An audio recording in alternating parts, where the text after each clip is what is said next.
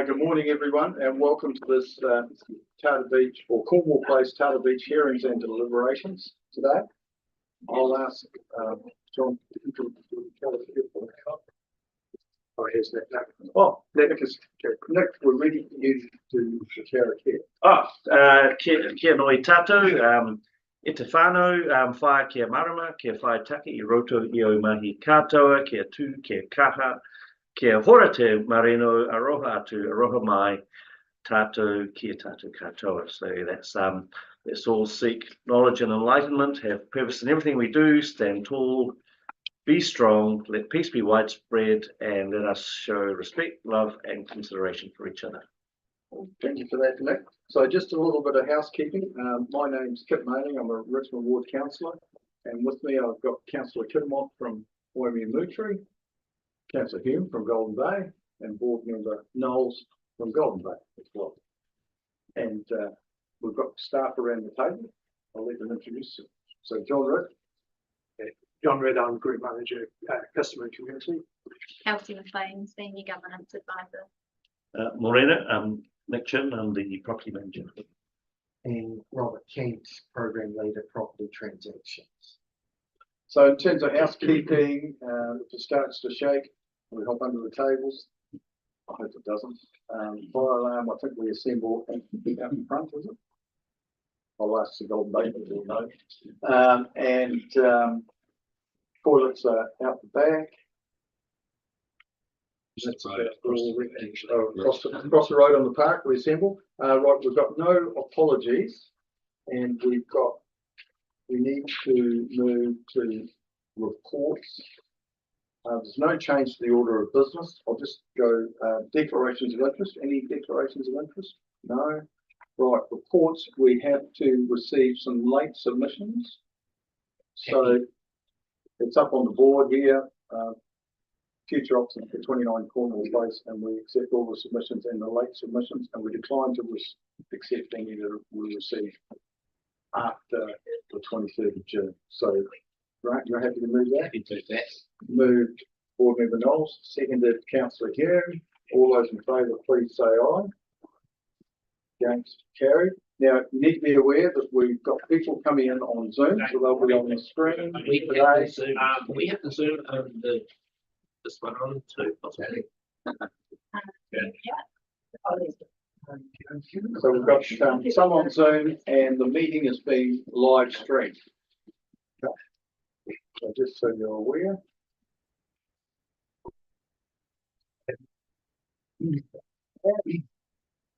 That's all the housekeeping. So let's see who's here to start. And for everybody, you get 5 minutes.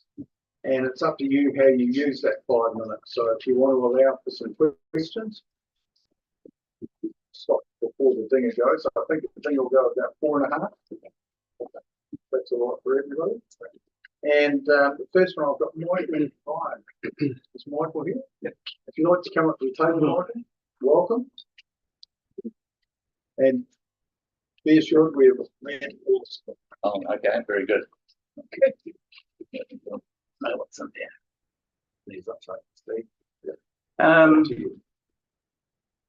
Yeah, well, my main submission or thrust is that is really concerning not so much the lease feature at the moment, but the actual status of the land.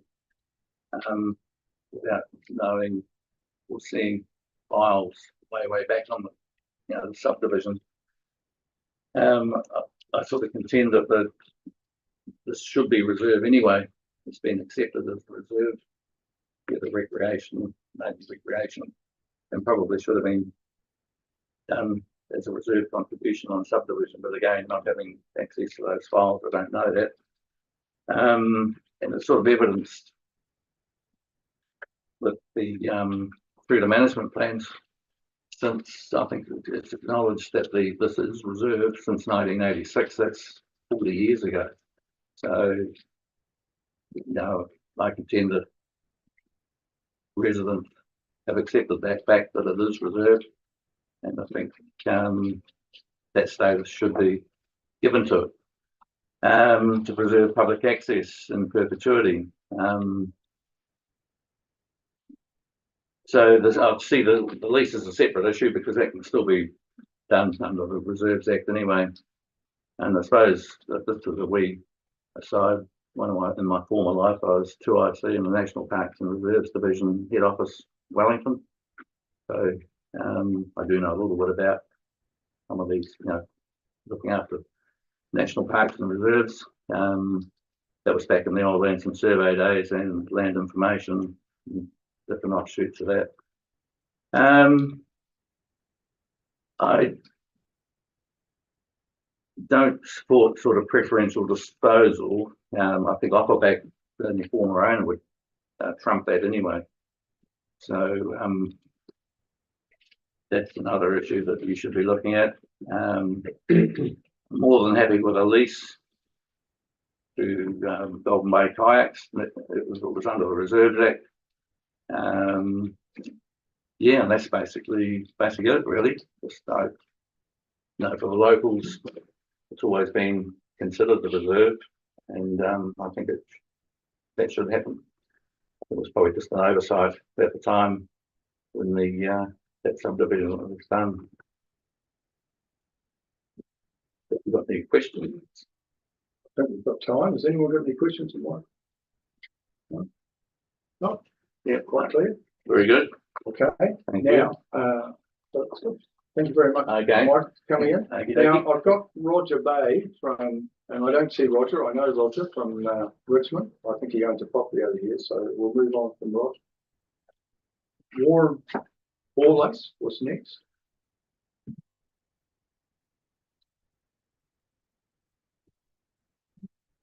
Morning. Welcome, and over to you.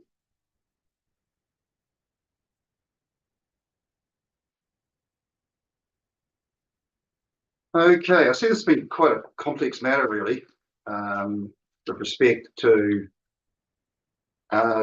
some of the options. Golden Bay Kayaks has been operating here in Golden Bay since 1986. And when you look at the options, option B gives them business continuity to carry on the business. They're a ratepayer. I'm a ratepayer over here as well. And it just seems logical that it goes with option B. It's beyond the pale that option A kind of even exists when you really think about it. That's quite a big order to, big vote actually, when you think about it, in your roles to close someone's business. And as I was driving here this morning, I was thinking more about that. I don't recall that being a vote for to close someone's business, actually, when I think about it. So I'll put that out there to think about. And I guess when you put your head on the pillow tonight with that option A, you've got to rest with that option. That's not a good look. Option B seems logical and sensible. There's no more business discussions about leases and continuity. Sure, that's been a reserve. As Michael Ryan said, perhaps some I's weren't dotted there along the way. So records have been lost. These things happen before computers come along. There's been a lot of submissions. There's been 640 submissions, of which 77% of them are for option B. So you could say, if you listen to them, read those, read the room today, that those submissions are very important with the voting that will take place before the 6th of August or the 6th of August thereabout. 1.5% are option A of 640 submissions. 134 of the submissions are for option C. So when you look at option B and C, as a high proportion are for retaining a business at that address. There is no other option being provided by Tasman District Council for this business to be relocated elsewhere. It can't operate from Tirakoe. There's health and safety reasons there. At the busy time of the year, kayaks going out that entrance there. Where it's located, it's the end of the Able Tasman Park, which is part of that tourism business at that end, and they're part of the Golden Bay tourism business. Might it be a small business? But New Zealand is made up of small businesses. That's how we are in New Zealand. At our end at Tata Beach, there hasn't been a provision made for access to the beach where permits and building consent has been provided to property owners to build properties with no access at that end of the beach. I guess it's an assumption. Now you walk across the reserve and go there naturally when you live there. That's only a bit natural. But option B, at the end of the day, just seems the most logical and sensible thing. But I will get back to the point that, you know, Tony and Lisa are also a ratepayer over here. They live in this community. Lisa has lived in this community all her life, second generation. So it's very important that they are able to retain the business and pay their taxes and their rates and live a happy life. Any questions? Kid, you might think that's funny. Was that funny? He's not a kid, but he's mine. Mike, you laughed there? I don't think. I'm smiling. Smiling, okay. I thought something, I didn't say a joke, I thought, yeah. Well, has anybody got any questions? Radio, thank you for your time. Thank you. Now, the next person we have is actually withdrawn, that's Andrew Houston, and then I've got Serge, but I don't see Serge here yet. We've got Richard Torrell. Has he joined us on Zoom yet? No. All right. David Osborne. Brilliant, David. We'll just take you out of order if you're here and you're ready to go. David, if you like. Usually people come in at different times.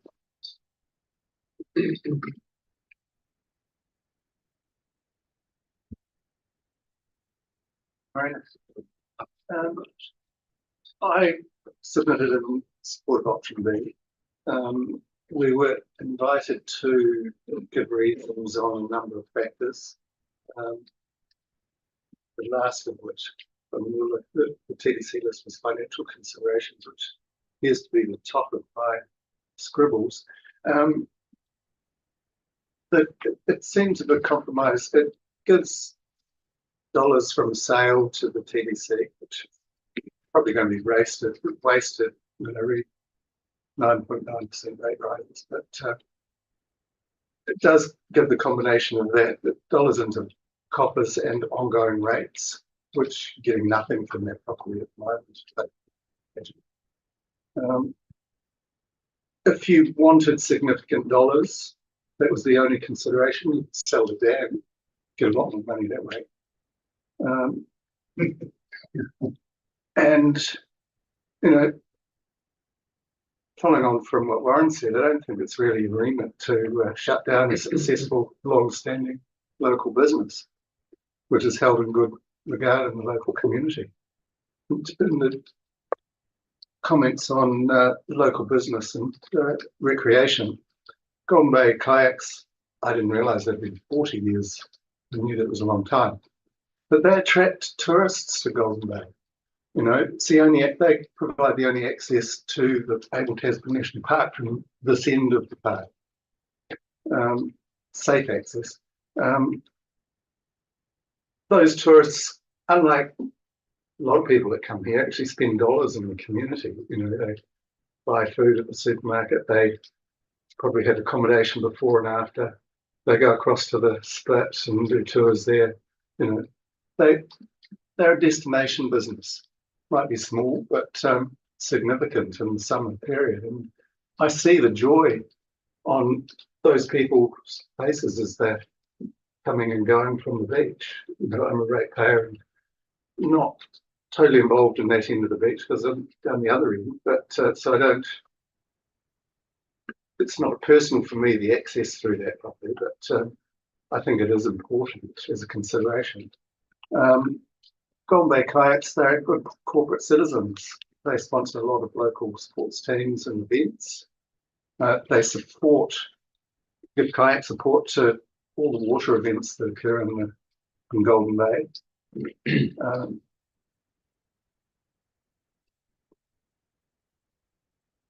They supply the water toys to picnickers and other, you know, day visitors to the place that would otherwise not have access to things like that. I think it's an important consideration as a community. But people can have those options. You know, as grandparents, I can, you know, wander down the beach with my grandkids and get a coffee and an ice cream. You know, it's things that you don't think about necessarily as a, you know, from a private house.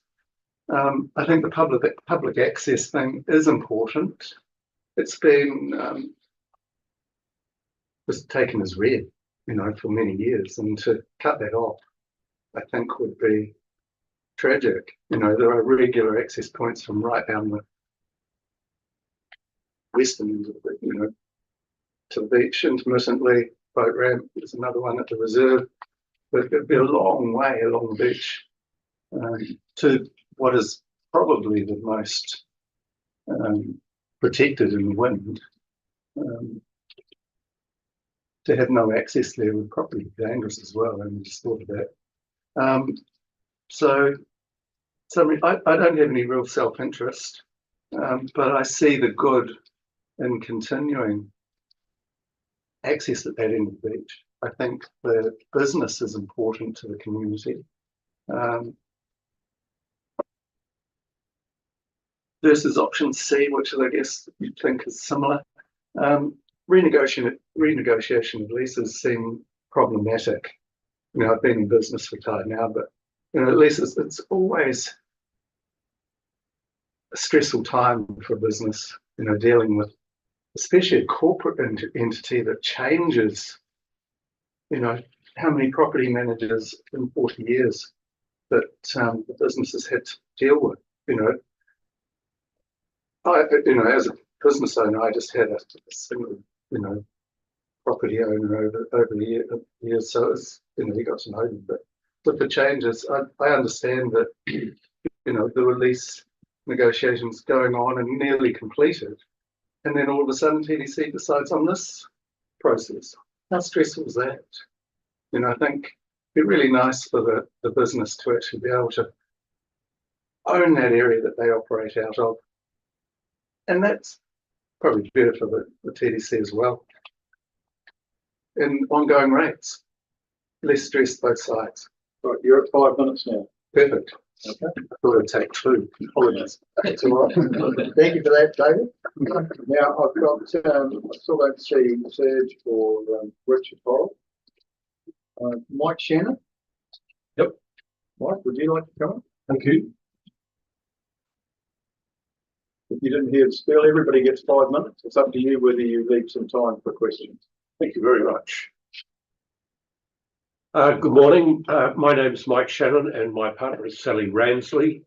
We currently, well, we've lived in Golden Bay for just over 8 years. We currently live in Liga Bay and we're just completing building our new home, which is in Cornwall Place at Tata Beach. I first holidayed at Tata Beach in 1965 and I have very fond memories of the boat shed that sits at number 29, which was owned by Darcy and Francis Christopher, who operated the motels. Regarding the future of 29 Cornwall Place and therefore the future of the Golden Bay kayaks and the public beach access at the northeast end of Tata Beach, my message to council is this. Do not make decisions that will close the kayak operations. This invaluable ecotourism asset cannot be duplicated anywhere else in Golden Bay. Do not make decisions that will close the kayak operations, causing the loss of employment. Do not make decisions that will close the kayak operations, causing the loss of other economic benefits to the bay, like accommodation and hospitality spending. Do not make decisions that would likely see the demolition of what I consider the historic boat shed built on 29 Cornwall Place. Do not make decisions that will likely close public beach access at the northeast end of Tata Beach. There is a creek and an unstable cliff face at that end that would make an alternative access almost impossible. If 29 Cornwall was sold off and closed. Do not make decisions that will likely close the small car parking space off at Cornwall Place. Further, do not classify part of 29 Cornwall Place and all of 31 Cornwall Place as historic reserves, as is currently proposed. Car parks should never be allowed on such historic reserves. These pieces of land should be classified as recreational reserve lands. Do not entertain an open market sale of number 29. The market will value this block of land well beyond what is fair and reasonable for the kayak business to contemplate. I encourage council to strike a deal with Golden Bay Kayaks that recognises their prior approaches to council to deal with this land matter. And by that I mean a deal that is fair and reasonable, protects the future of this invaluable tourism business, and gives council a modest financial outcome. And finally, do strike a deal that protects future public beach access. Thank you.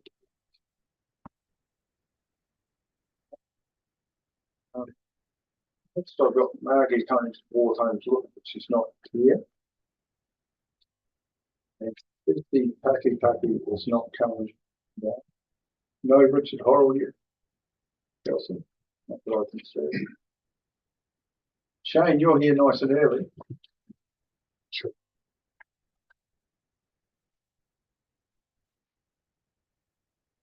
What read your submission?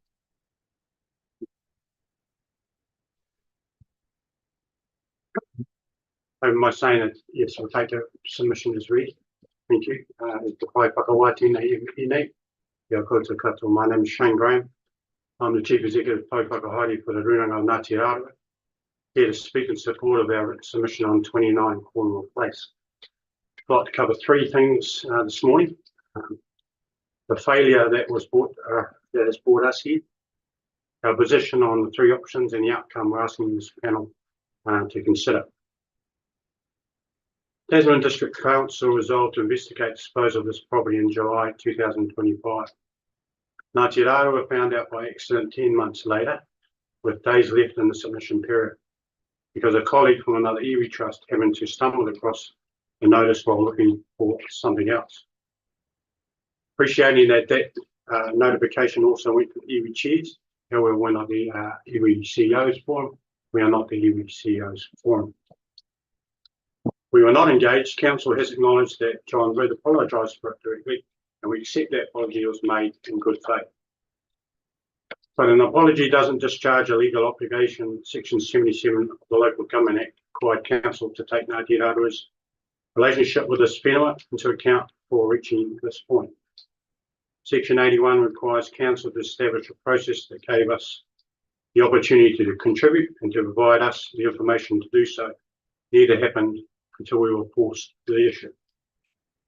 This isn't a technicality. We asked the panel to formally record that breach and not to relitigate the past, but to ensure that the other 14 properties on that disposal list don't repeat it.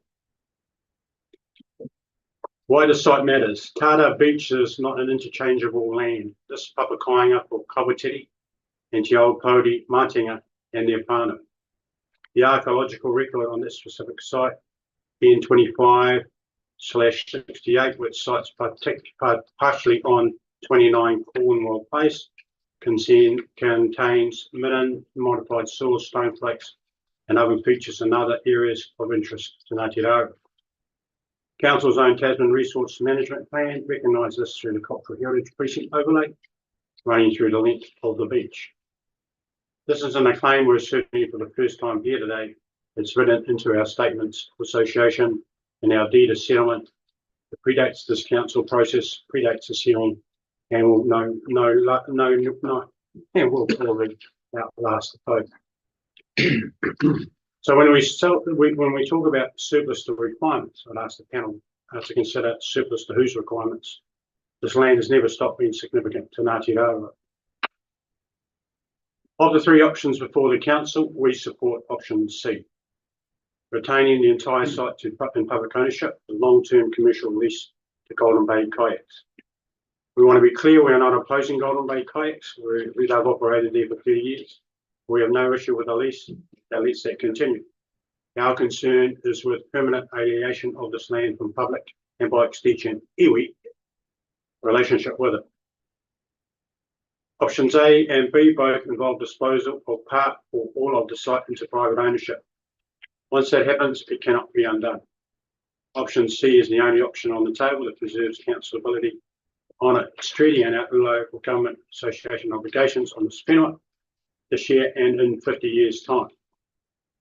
What we're asking for specifically, a formal record of the breach of its LGA obligations in the process. Number two, a written commitment from the council to early direct engagement on all future disposal processes, not this one. Number three, a Mātauranga Māori qualified person on this hearing panel, given the cultural weight for what's been decided. Adoption of option C for retention and public ownership. And then number five, a commitment to work with us on a tangible on-site form of recognition of Ngāti Raua's association with Tata, confirmed in writing on the 30th of September 2026. In closing, this is a small piece of land by area. It's not small by significance. We're asking this panel to make a decision today that reflects and a process commitment that ensures the next year he doesn't have to find out after a disposal by accident tēnā koutou. That's all. We too are significant ratepayers, large ratepayers by iwi across the council. We're not saying that that has anything to do with the decision today, but we are hearing that that's a significant issue around cost benefit and so forth.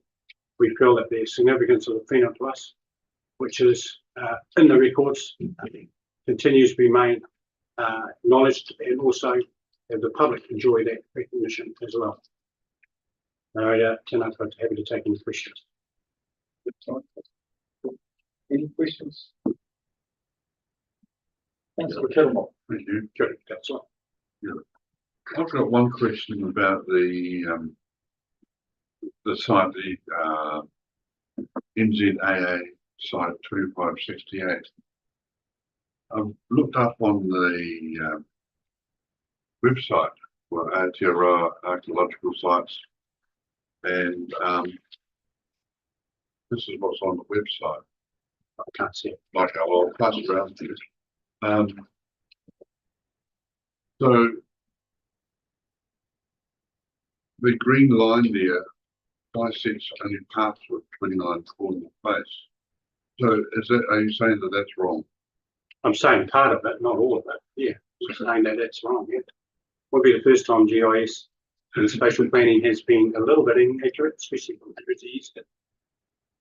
So your submission there is saying that all of 29 Cornwall Place plus others down there fall into that archaeological. I wouldn't say that without some specialised and technical advice to the councillor, especially legal advice. But I can assure you that at least partially some of it, that's significant enough for us. Yep. Well, Thank you. That's all I'm saying. Okay, thank you. No one else? Question? All right. Thank you for coming over, Shane. Sorry, thank you. Good to see you again. Yeah, yes. I think so. I want to get it bigger. Mr. Horrell, can you hear us?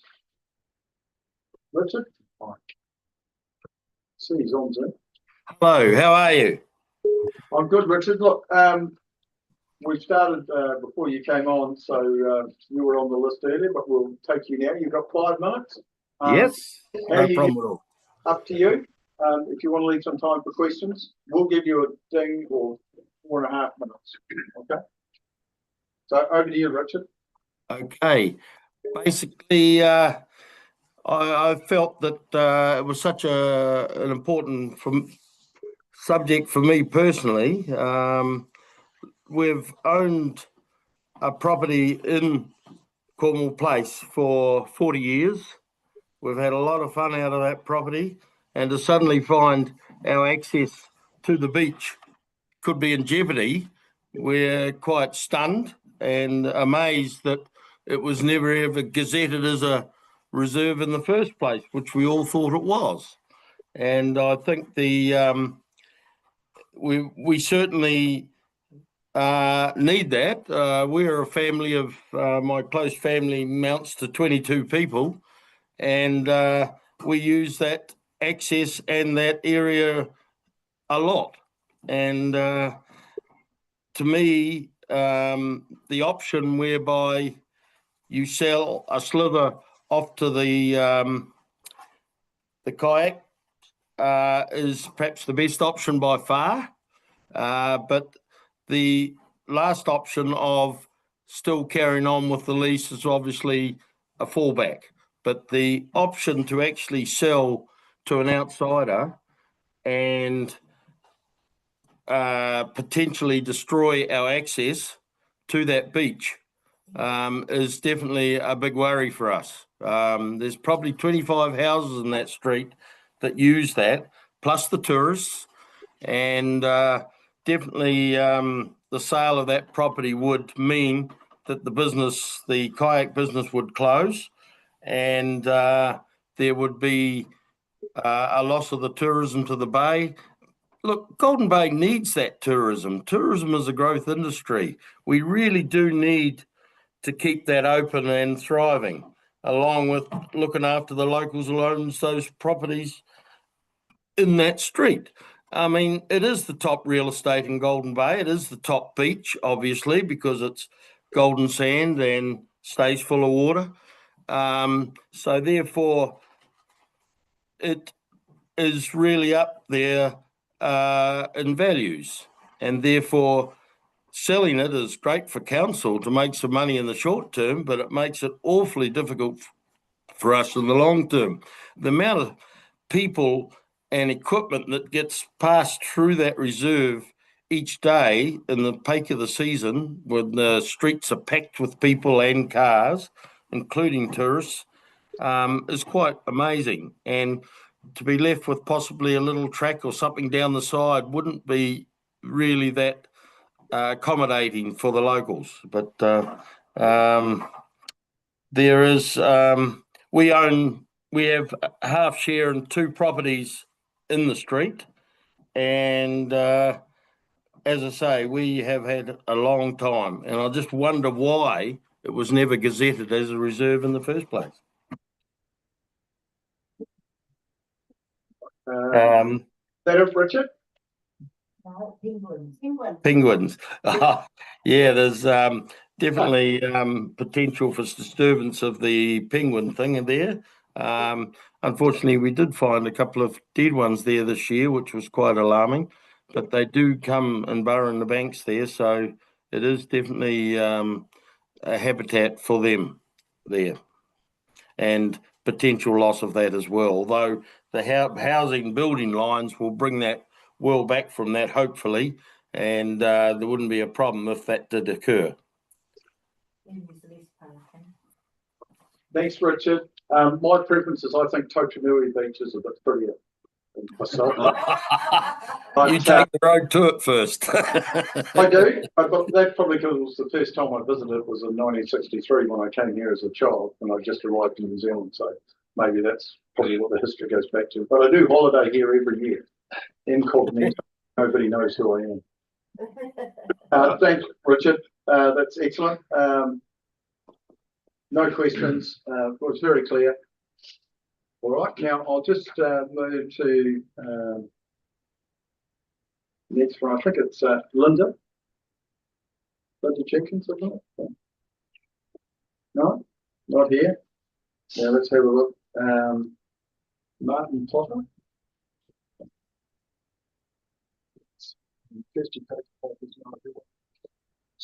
Yeah, I know. We're going to be here. I forget the lady's name from Golden Bay Kayaks. You want to come up? Me? Yeah. Oh, not just quite yet. Not yet? Yeah. We are ahead. Now it's. She'll have to do. Is it Tony and Lisa? Yeah, that's us. Yeah. Yep. We don't want to come up yet, so. I'll give the floor to someone else first. Well, I don't know that we've got anyone else. We don't, sorry. All right, so what we're gonna do, Helen's here.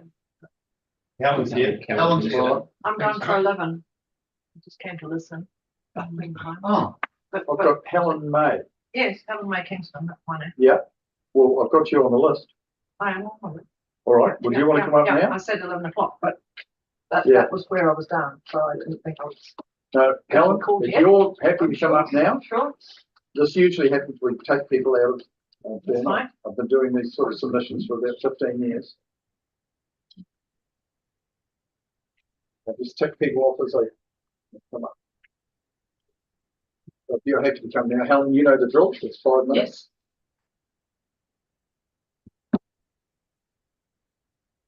So, We'll get Eh? We'll keep it. yeah, I know. Kia ora koutou. I'm Helen Kingston. Respect to my whenua ki mohua. Ngāti Rāroa, Ngāti Tama, Te Atiawa. And thank you for listening, councillors, and thank you for waiting to coin a phrase through the submissions. That's big work. I strongly support option B on the grounds of public access and the environment. I want to echo Matua Shane, because that was my thought. Surplus to requirements really jarred. Because whose requirements is it? And it's, it's not like a pair of shoes I might find back in my wardrobe that I might get a little bit of cash for. It's very special, that shoreline. I live in Liger Bay. I live on the shores of the inlet, which is behind Tata Beach. So I'm very close. And very aware that it's the same coastline. I didn't realize until I read Chris Hill's submission that it used to be a wetland, that whole inlet.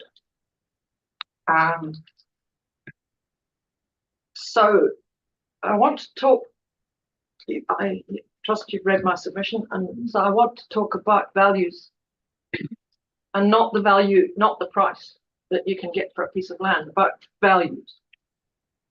And the values of this land and the people, including the predecessors of my whenua ki mohua, who've lived here who had lived there for hundreds of years. And the creatures and the plants that have been there for thousands of years. My particular interest was the pie chags, of which nest on the Tata Islands and come across to Tata Beach, and we had an interest, a group of us had an interest in why they do that in the morning, particularly in the winter. And I added a photograph of the masses that we saw one morning. They also go to the end of the beach where we're talking about, to collect nesting materials and so on. And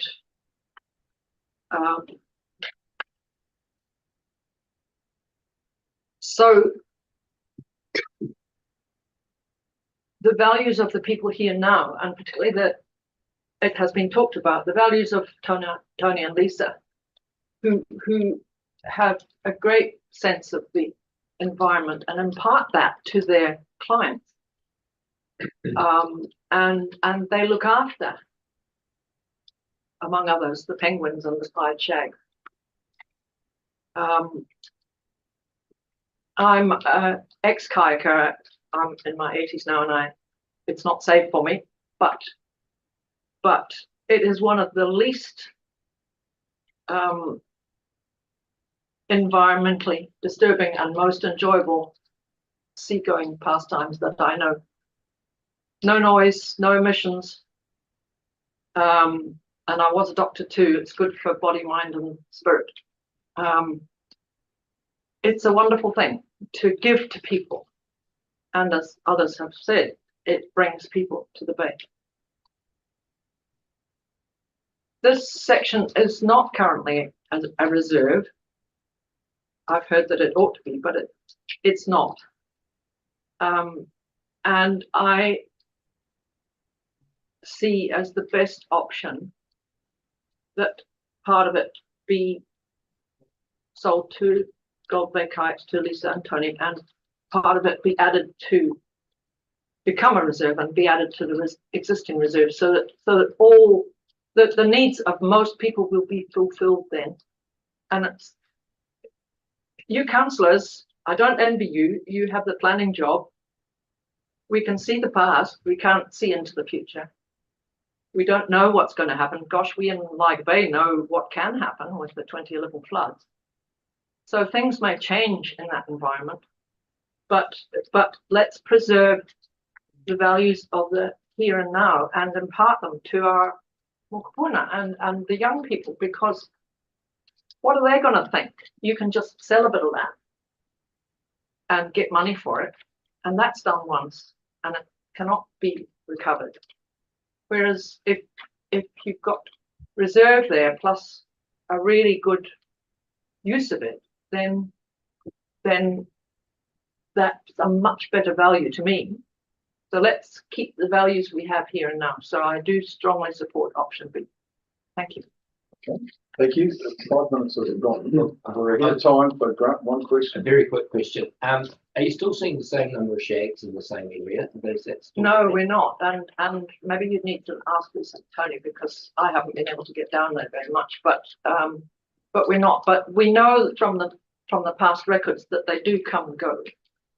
But it may be, I mean, if the numbers are trending down, there's so many reasons for it. But I understand that, yeah, they are going down. But as I say, you need to ask the experts. Thank you. All right, thank you very much. Yeah, have we got anyone else in the room ready to speak? Yeah, well, I've got Cynthia Llewellyn. She's out. She's out. Yes. Cynthia's apologised. Yeah. Well, I think we'll take a 10-minute break and we'll come back at 11. Those that didn't get down to make down now. Okay, so we'll adjourn for a few minutes because we're ahead of time. How are you? And a number of people.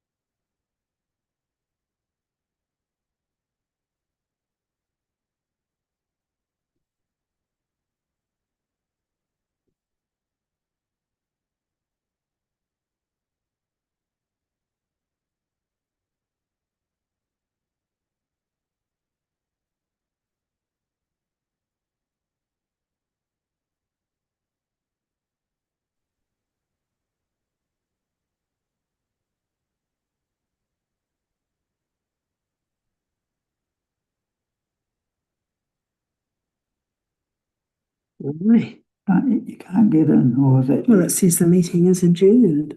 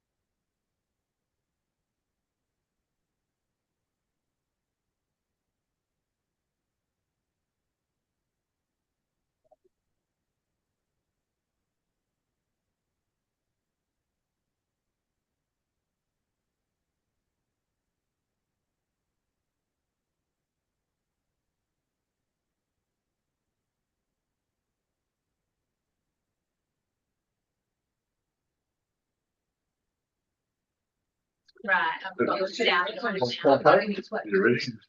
All right, everybody, it's now. So we'll resume. So Martin, you were here first. Do you want to come up? And it's 5 minutes for those that can hear me. We've got some people on Zoom that we'll go to after this. So 5 minutes. If you want to allow some time for questions, don't use quite all the 5 minutes. And Kelsey will give you an order at 4.5. Or I'll tell you at 5. Okay. All right, thank you, Mr. Chairman. It's a committee. I'm not sure whether it's a committee or not. It's a hearings committee. I do live in Liger Bay, not Tata, but I use this reserve quite frequently. Well, it's not a reserve, and I wasn't aware that it wasn't a reserve until most recently. It's used a lot. It's parking, it's access, and it's part of our heritage, really. And these bits of land are becoming rare. And the thrust, what I want to try and my point of view is that these parcels of land on beaches and side rivers and things are important to us. And once they're gone, they're gone. And they need to be retained at all costs for our grandchildren. They can never be recovered. And I'm concerned that I appreciate where council is financially, hundreds of millions of dollars in debt, and a $1 million cash injection will soon be forgotten. And basically, I would sooner put up with the short-term pain of what the debt might be to retain these parcels of land. And to retain them in perpetuity, it really needs to be put in as reserve. And I see option B as being a win-win.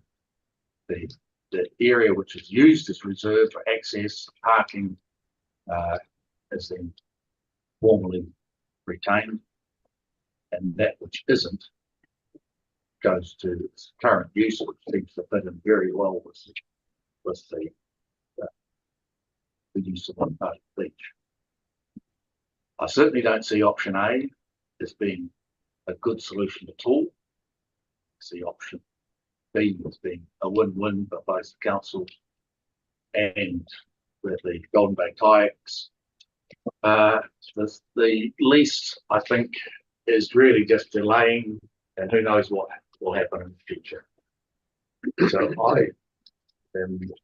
most of my friends in the Bay see it as being imperative that it's not put on the open market and sold.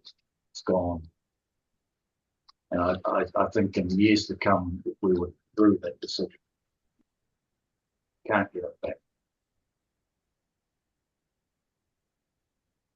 That's all I have to say. I mean, I could say the Pahara Hall, which was on the market, well, supposedly going to go on the market, what, 5 years ago, probably. There was quite a strong protest on that.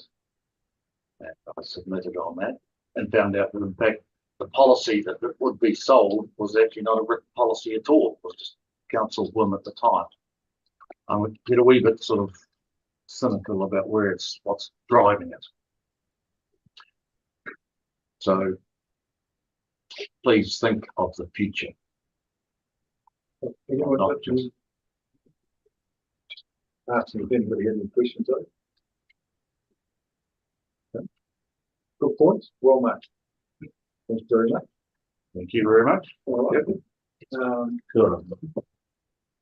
So we'll go to Zoom now, and Linda, you're up next. Can you hear me? Yes, I can. Thank you.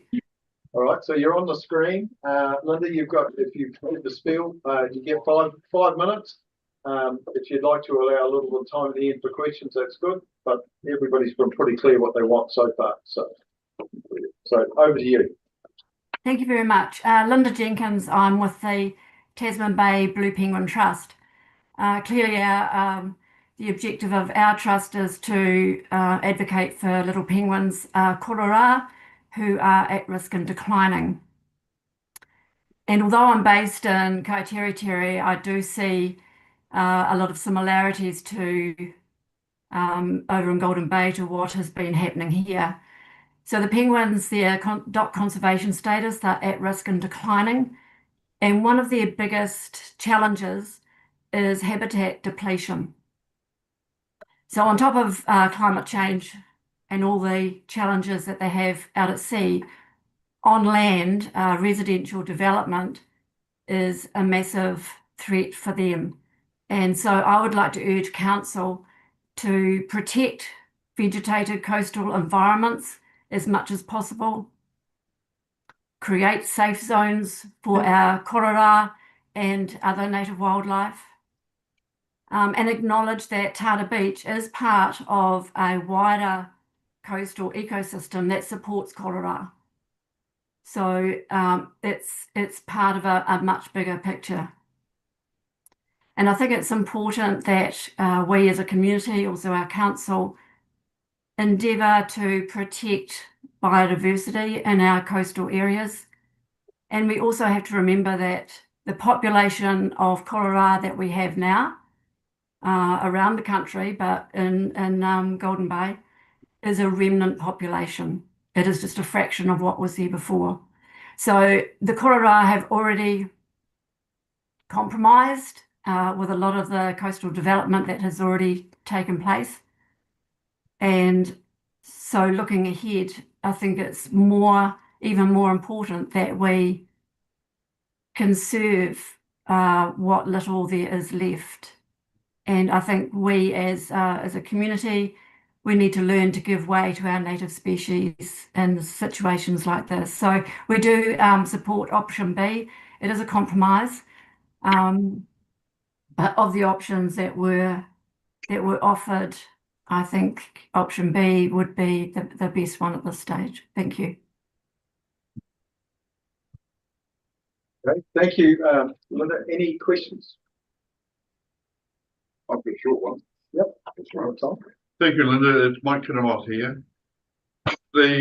You talk about the penguins, and I've seen there's a sign there. Is there any penguin nesting going on in Cornwall Place or 29, 27? I'm not privy to that information, whether they're actually on that site or not. But the point that I was trying to make is that it is part of a wider ecosystem. It is part of the Tata Beach ecosystem. So all of these little specks of land become very important in the bigger picture. But I think the locals over there in Tata Beach would be able to answer that more precisely than what I can. Thank you. Okay, thank you very much, Linda. Points well made. So we'll move on to the next person. Carolyn, I know we're a little bit ahead of time, but if you'd like to go now. Nice to see you again, even if it's on the screen. Thank you, Mr. Chairman. Kia ora koutou.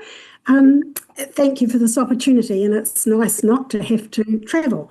I've gone with option B, but I have to say I was a bit ambivalent. I hate to see council selling any land off, but I'm also very, very cognizant of the worry and how unsettling this is for Tony and Lisa, who are operating this wonderful business at Tata Beach, and for whom, I mean, it's one of the joys for visitors coming to be able to do this, the kayak trips, and as well as doing the kayaks and the trips and the tourist thing, they are also called on to do other jobs when Doc or anyone needs some assistance. So I think that, and the interesting thing is I have read some of the iwi comments, and they are critical of council not having consulted with them. So it could be that it's in the short term, the lease continues. I think it's really important that we do acknowledge what a great business this is for tourism, and we do not want to make it difficult for them. But I do worry about selling parcels of land. But option B is we've got to bob both ways that way. So, yep, I think that whatever happens, they need security of tenure for this business while they've got it there. And the expense, these hearings are blooming expensive. So you don't want to have too many of these. I've been involved with one of these before, and I know how anxious Lisa and Tony were. So I imagine they're just as anxious again this time. So I want a win-win for everyone really with this one. Thanks, Carolyn. I'm afraid the Local Government Act doesn't give us a choice. We have to do it this way. We have to consult and we have to hear from people. That's the process.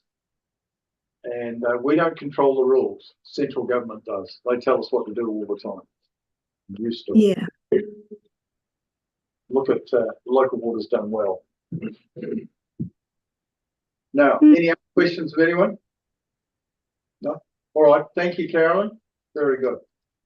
Okay. Thank you. Kia ora. Now, we have two more people here. I think Leon Nichols isn't coming now. Didn't respond. Haven't heard.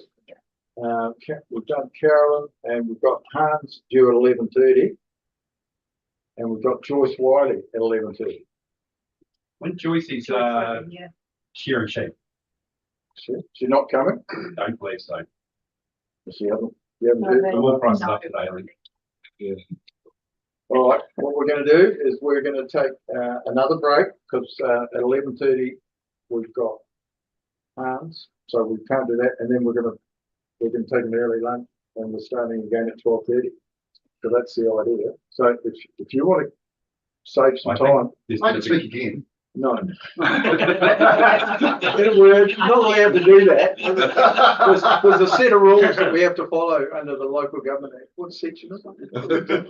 Anyway, no, Spoken like a true insurance. you want, yeah, no, you're just not allowed to. Simple as it. Everybody gets to speak once. But all the people that didn't we could just speak. No. We've read what they said. You could be a female. So. All right. Yeah, we're going to adjourn again until 11:30. Okay. So this has happened before. Those that haven't seen this, we sometimes get a lot of people, and then they don't. Gosh, that happens all the time.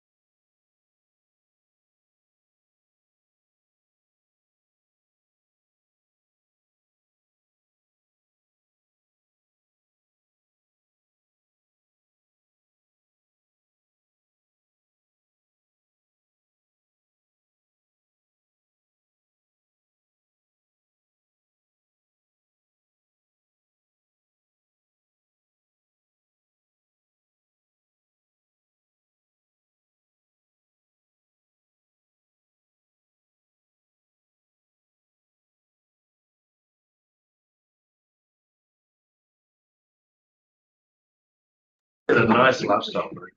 All right, we'll come back into session. Good morning, Margie. How are you? Margie, are you happy to come and talk to us now? We had you down for earlier, but that's fine. I'm sure you would be busy.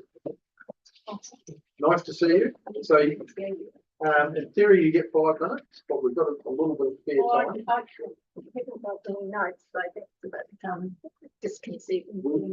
I'll wait for questions. We've read what you said. Yes. So, is there anything you want to tell us now before we ask? Tēnā koutou katoa, nā mihi nui ki a koutou I tēnei ata. Tēnei ata a tāhua. Kia ora. So yes, it was a submission on 20 Cornwall Place. NKM had a similar submission to Ngāti Rāua, and that we agree that it should be retained as a reserve, and that the part of it that is used by the adjacent people in the section by lease and retained, that is that they are given a lease a number of years so that they can run their business. Don't agree with it being sold. We don't agree with the section being sold, that it's retained.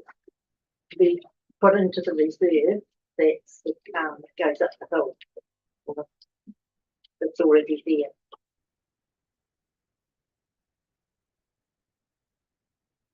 All right. Has anybody got any questions?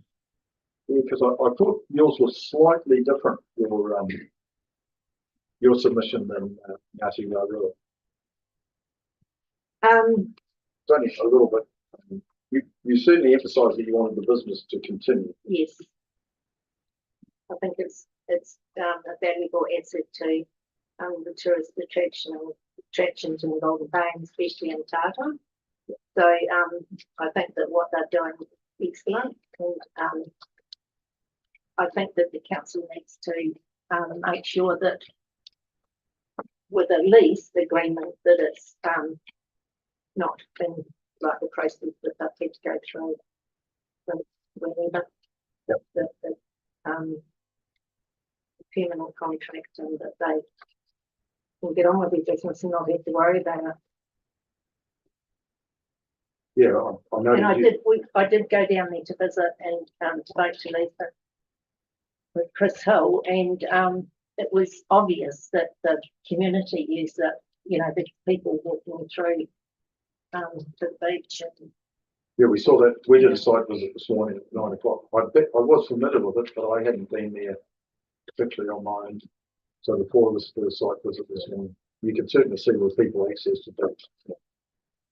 Councillor Kilmore. well, there were people accessing the walkway along the front. Councillor Kilmore. Have we got time for a question? Yep. I'm a bit confused. Are you suggesting in this mission that you want to carry on leasing the land, or the council to sell the land? No, I'm dead against council selling the land. As in, well, what are you talking about? Are you talking about selling the land to Lisa and Tony? Correct. It's part of it. I don't. Yeah, I don't agree. I don't. I agree that if that's the option, that's fine. But we would prefer, I think, that it was released, but. So just to clarify my mind, you're happy if a certain parcel of small parcel of land in 29 Cornwall Place be sold or leased to the Gold Bay Kayaks, and the remainder is a reserve? All right. Thank you very much, Maggie. Kia ora. Pretty consistent. Nice to see you again. I'm sorry, I'm back. Oh, no, that's fine. Really We tired. needed somebody turning up. Now we're waiting on Hans. We haven't heard from Hans. Nobody's heard from him. We see he was coming. What we'll do is we'll wait here for 5 minutes. If he's not here in 5 minutes, we're adjourning for that. We're adjourning early because some people haven't turned up. You're gonna be here all day. It's a bit straight.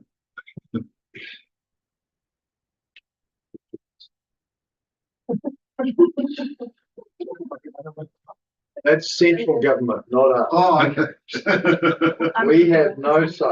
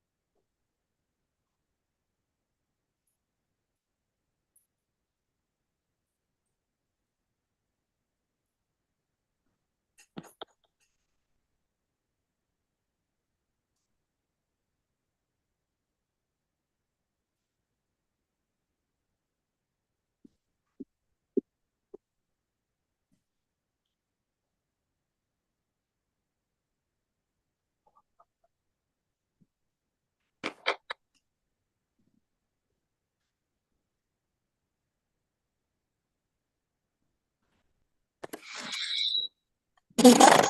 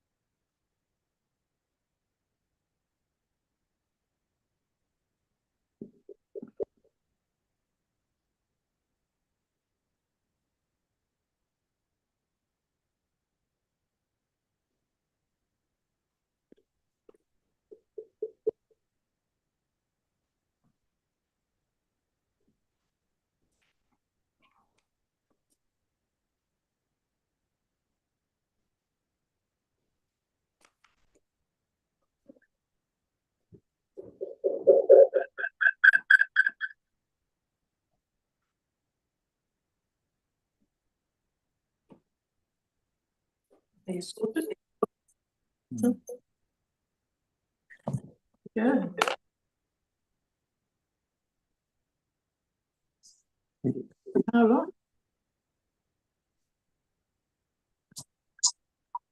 Okay, we should.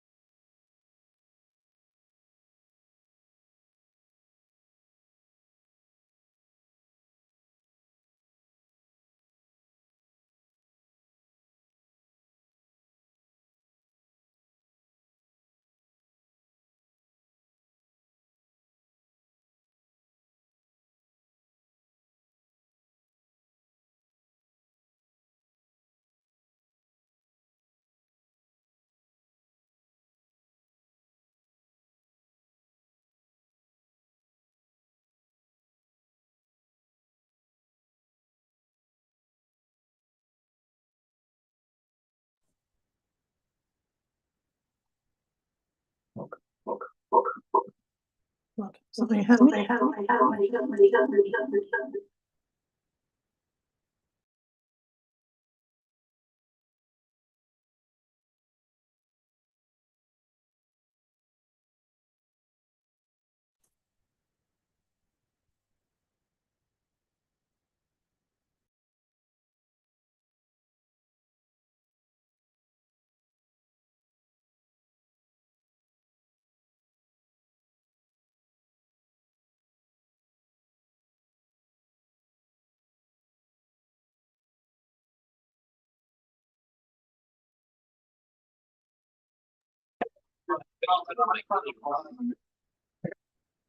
Right, good afternoon, everyone. We'll resume this hearing. We started this morning and we got partway through.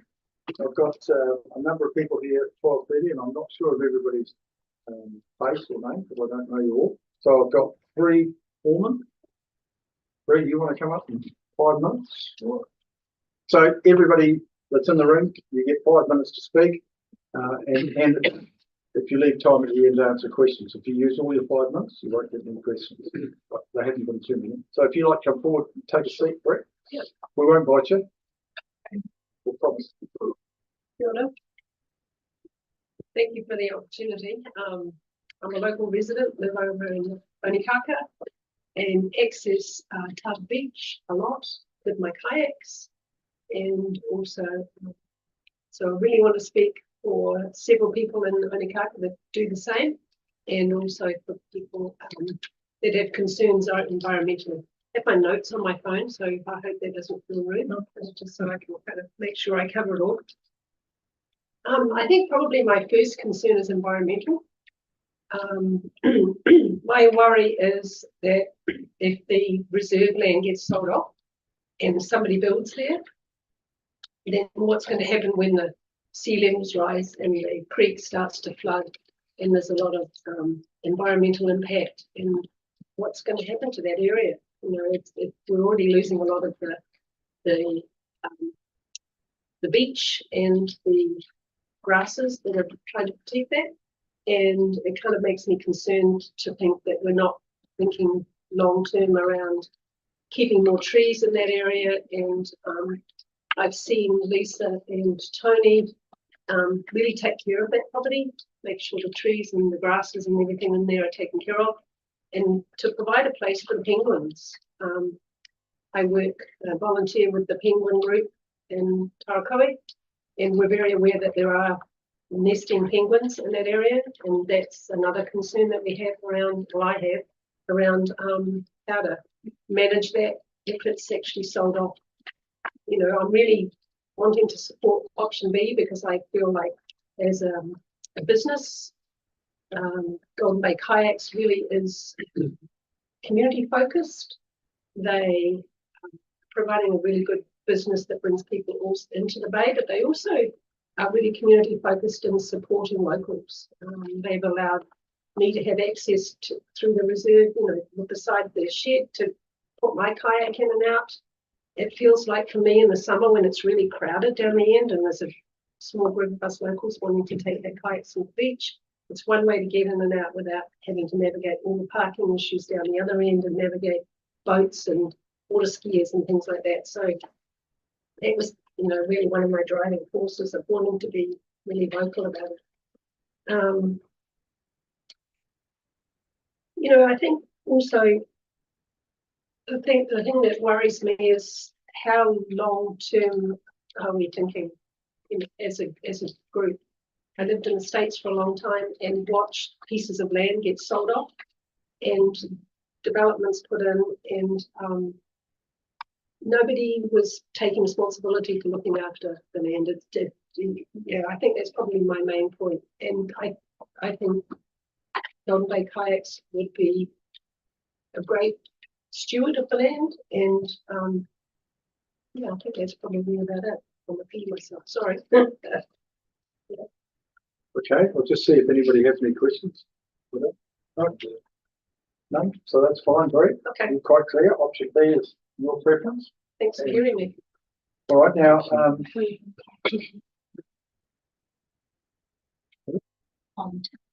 Cornwall, is it all? Harold Pearson. Oh, Mr. Pearson, are you there? Harold Pearson?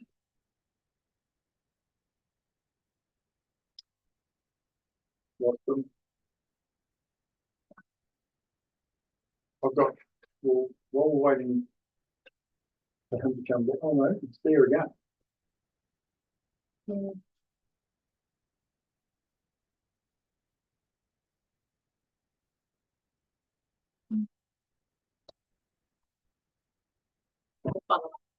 All right. So I've got Linda. Do you want to come up?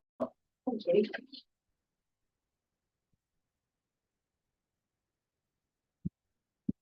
Kia ora koutou, I'm Linda Tang of Wina. I'm Linda Tang, and I'm coming to talk to you about my experience of that particular piece of land and the Golden Bay kayaks when I was the principal of Golden Bay High School for 6 years, till a couple of years ago.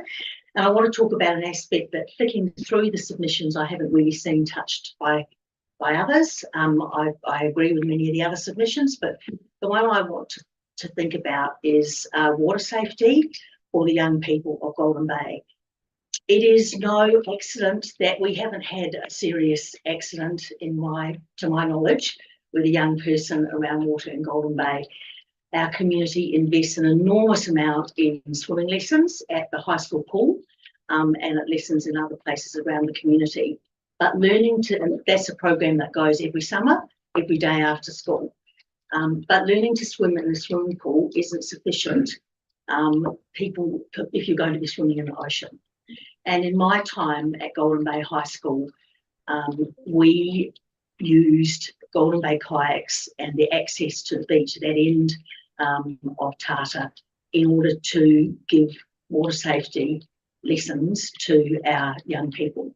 The junior students used to go there at the end of the year, and Golden Bay kayaks would either provide free or very, very heavily subsidised lessons. And then our senior students undertook much higher level study in order to gain credits at MCA. If that ability to actually have the practice on the water didn't exist, I'm seriously concerned about what we could actually do here to actually ensure that our young people had that opportunity to learn about water safety, not only in the pool, but also in the beach. My submission also talked about science and recreation and things, but I really want to focus on the verbal part about the importance of there being the ability for young people to actually have that practical experience in the sea. So that's it from me. Happy to answer questions. Well, I've got one. So yes. Do they take classes out there in class yes. groups and do specific training? Yeah, we would take the classes would go usually at the end of the year rather than at the beginning of the year. Water's warmer.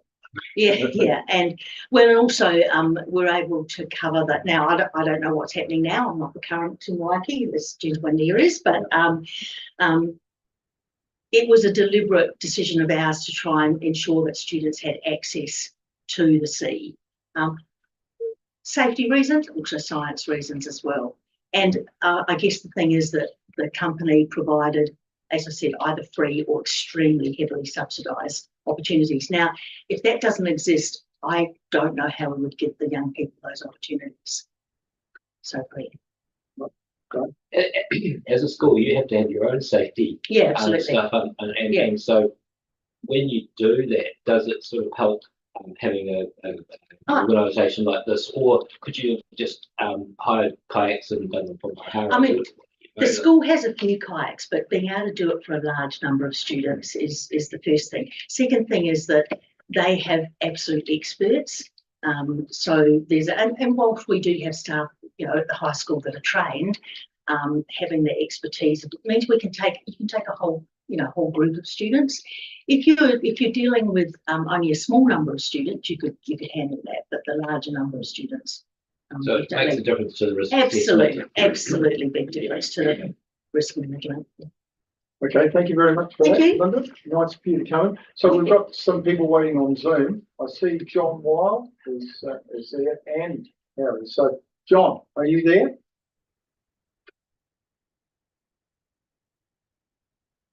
Can you hear us? Can you hear me? Yes, we can now. So John, you get 5 minutes if you've heard me before. How you use that time is up to you. You leave a bit of time at the end, you can get a few questions.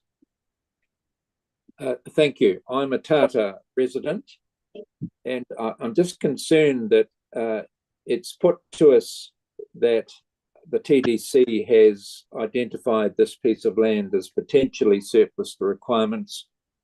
We don't know who did that or why, so none of us can address that. I think the question should have been, is this piece of land surplus to requirements? Or perhaps better still, could the TDC better utilise it? And if you put it in that way, I think the answer is obviously yes.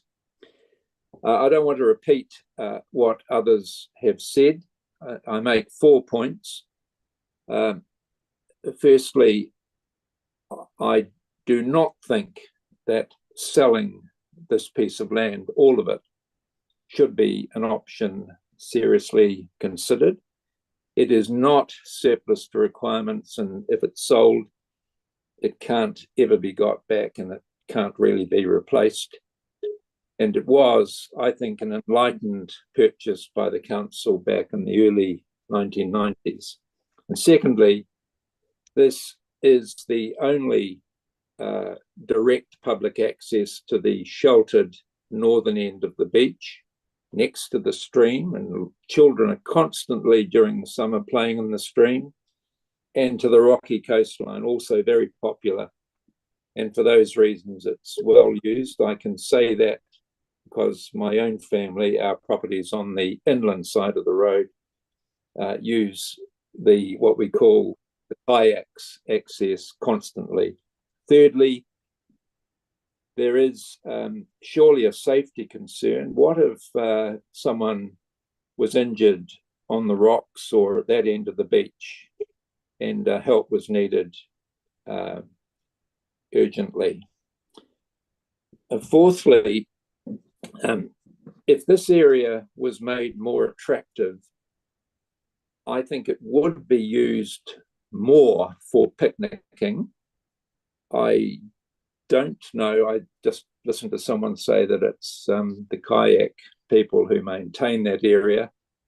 I think I have seen Normac trimming and weed eating, but I don't think that little trellis structure has had any maintenance since it was built, and there aren't any picnic tables.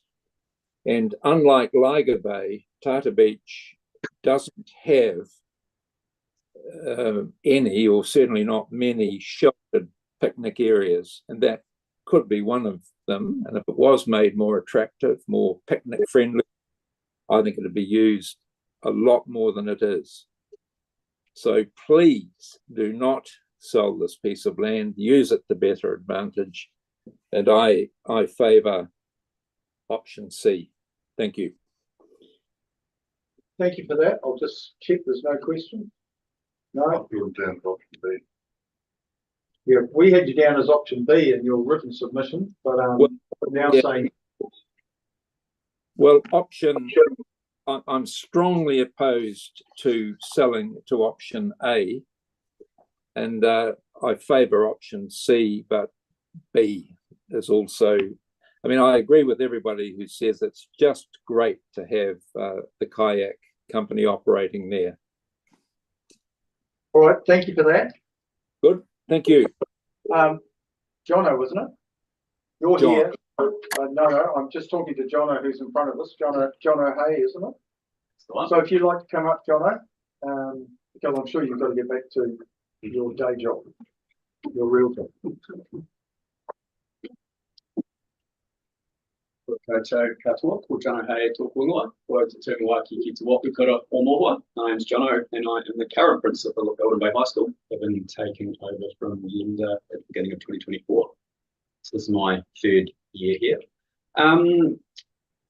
I would tautoko and support all of the points that have been made by other speakers. And I don't want to suggest that the strength of or sequencing my points is directly related to their order of priority.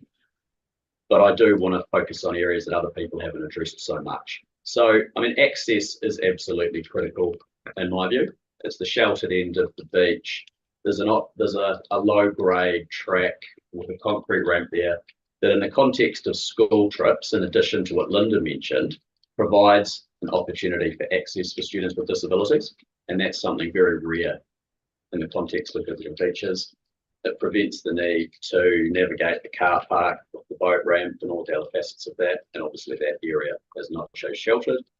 And once again, if the land was sold off and we lost that access, it's something that's not going to be regained, and that would be very short-sighted in my view. The school does use and continues to use that access way in Tata Beach, and indeed the services of Golden Bay Kayaks for a whole range of activities. That includes outdoor education trips. We hire kayaks and their staff and move around into the park and give students incredible opportunities in their own backyard. And those young people obviously become advocates for the environment locally going forward, having experienced that. It'd be a real shame for students to lose those opportunities because of the lack of sea kayaks, for example.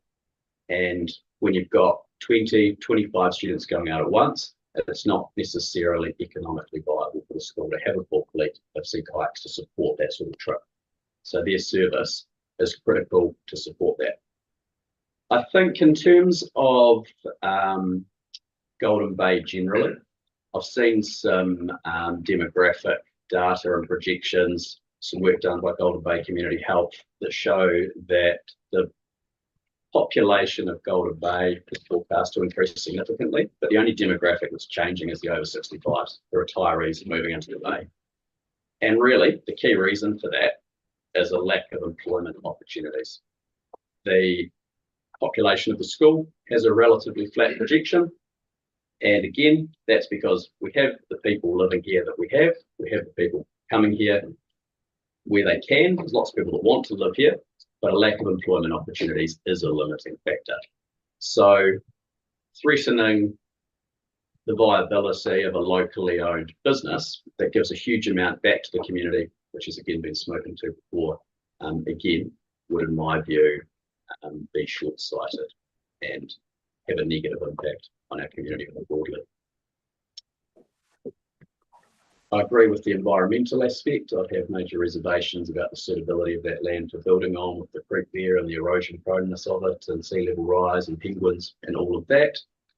But as I say, I'm really focusing my time speaking on school usage, access, and the benefit we get from Golden Bay Kayaks. Amazing service they provide to the school and to the community. And that was all from me. Any questions? I just want, so you're still doing the same system, up to classes up to 25 at the beginning of the summer going in, mate? Yeah, the sea kayakers tend to be either year 10 end of year trips, which tend to occur in December, or senior outdoor education classes, year 12 and 13 students that go out on multi-day trips and kayak the park. So most years we would have groups between 18 and 25 doing a kayak trip around the Tasman National Park, leaving from Tata. And the senior students will be doing NCAA as well. Yeah, they are. So that contributes towards credits in sea kayaking that they can use to contribute towards their NCAA too, with the rest of it. Yep. Cool. Okay, thank you for that. And thanks for coming in and for your time. Yep. Thank you. Thank you. Let's see if the Zoom will work. I've got Harold Pearson, or Harry. Harold, are you there?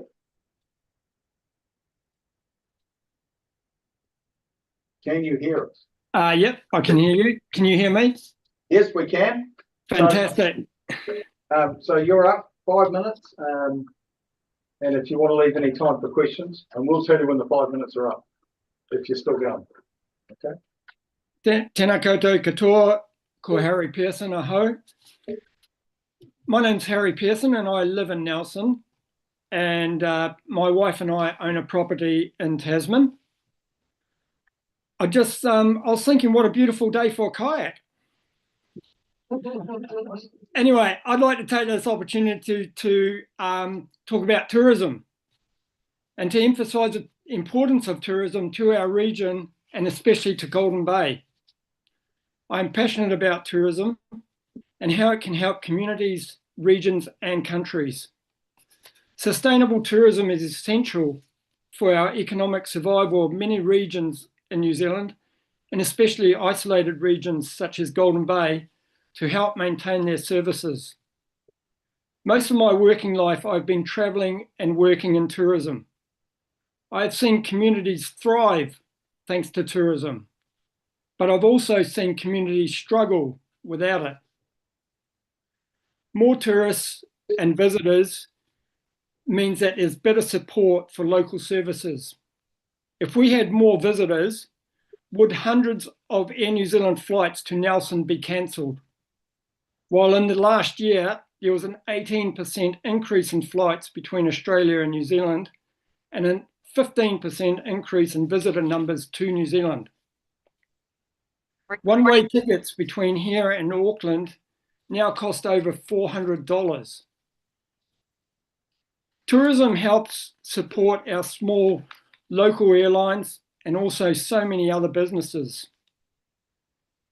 In 2022, the Nelson Tasman tourism sector employed 4,295 people and contributed that 7.3% of total jobs. And the visitor spend generated $299 million. Golden Bay Kayaks is a sustainable, environmentally friendly, educational and fun tourism business. We need businesses like Golden Bay Kayaks to not only encourage people to visit the bay, but to also stay longer and to spend more money here. TDC should be encouraging tourism businesses, not causing them to shut down. In MB's 2026 Tourism Sentiment Survey, they found that 88% of Tasman residents say tourism benefits the region. And they also say that the findings highlight a clear preference for sustainable, high-value tourism that aligns with community well-being and environmental protection. Our own Mayor, Tim King, stated that we know visitors bring enormous value to Tasman's economy and communities. That's why environmental management and sustainable tourism are so important. We want to welcome visitors while also protecting the landscapes, communities and lifestyle that make Tasman such a special place to live and visit. That's why, in my opinion, option B is the only way to go, as it's the only way that Golden Bay Kayak can continue to operate viably while still giving TDC some capital from the partial sale. But not only that, also ongoing rates that Golden Bay Kayaks will be paying. You only have to go on your computer to the nelsontasman.nz website and look under Do Business, Our Economic Strengths and Visitor Sector, and you'll see the importance of sea kayaking to our region, to appreciate the importance of it all. That's all from me. If anyone has any questions. No questions. Thank you, Harold. Very good. Thank you. Thanks. Now I've got, is it Barker? Good afternoon.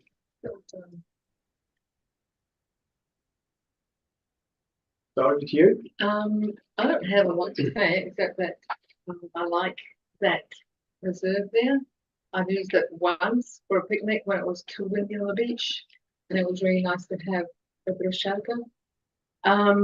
Once it's sold, it's gone. We never get it back, and I don't like. I think the kayak business is fantastic, like everybody else has said. Also, I didn't like the options A, B, or C. I didn't like any of them. I don't know what I ticked if I ticked anything. And also, like what we were kind of told that someone had decided that this was, you know, potentially we could get rid of it. I appreciate that council thinks, okay, one less liability and we get money for it. But what what's the plan? Like, is it going to be sold for another batch on the thing on the east side, or? I mean, at first I thought maybe that you wanted to sell it to the business, to the business next door, but then I'm hearing no, that it's actually going to be threatening the sale of the land is going to be threatening the business next door. So, what's it been earmarked for? Like, we've put up 3 options. It's you're here to tell us what you prefer. well, I prefer that it stays as public land, just public access. Yep, all of it or part of it, because there's 3 options in it. All of it. But, I mean, it doesn't say what the option is if it's sold. Like, who's it sold to? What for? That's not. Is that for the highest bidder? Well, if you put it on the open market, that's generally what happens. No. Wonder if stay for the. I think the zoning is residential. Yeah, right. Following the court in my readings. Right, so your option C is the best of the 3 options. Yeah. Option B is the least part of it. So sell part of it and lease and to residents. Well, it is also. No, it's not. No. That's what I'm saying. No. It's Oh, not yeah. currently reserved. Potentially BOC because of how much of it is sold. I think I'd rather have B. Okay, thank you for that. All right, Jono, you just walked in, and I'm sure that the government wants you to do some other work at the same time. So, you, even though Chris is here, we'll take Jono and then I'll take Chris. Okay, so thank you, Franca. Sorry, because I'd hate for you to get a call away and. That's embarrassing. No, it's not. They all know I'm an old-time retired copper as well, so that's okay. When you come in early, that our request if we were running early. Yeah. So we've read all the submissions. You get 5 minutes. Okay. So yeah, I've made my submission. That's available for everyone to read.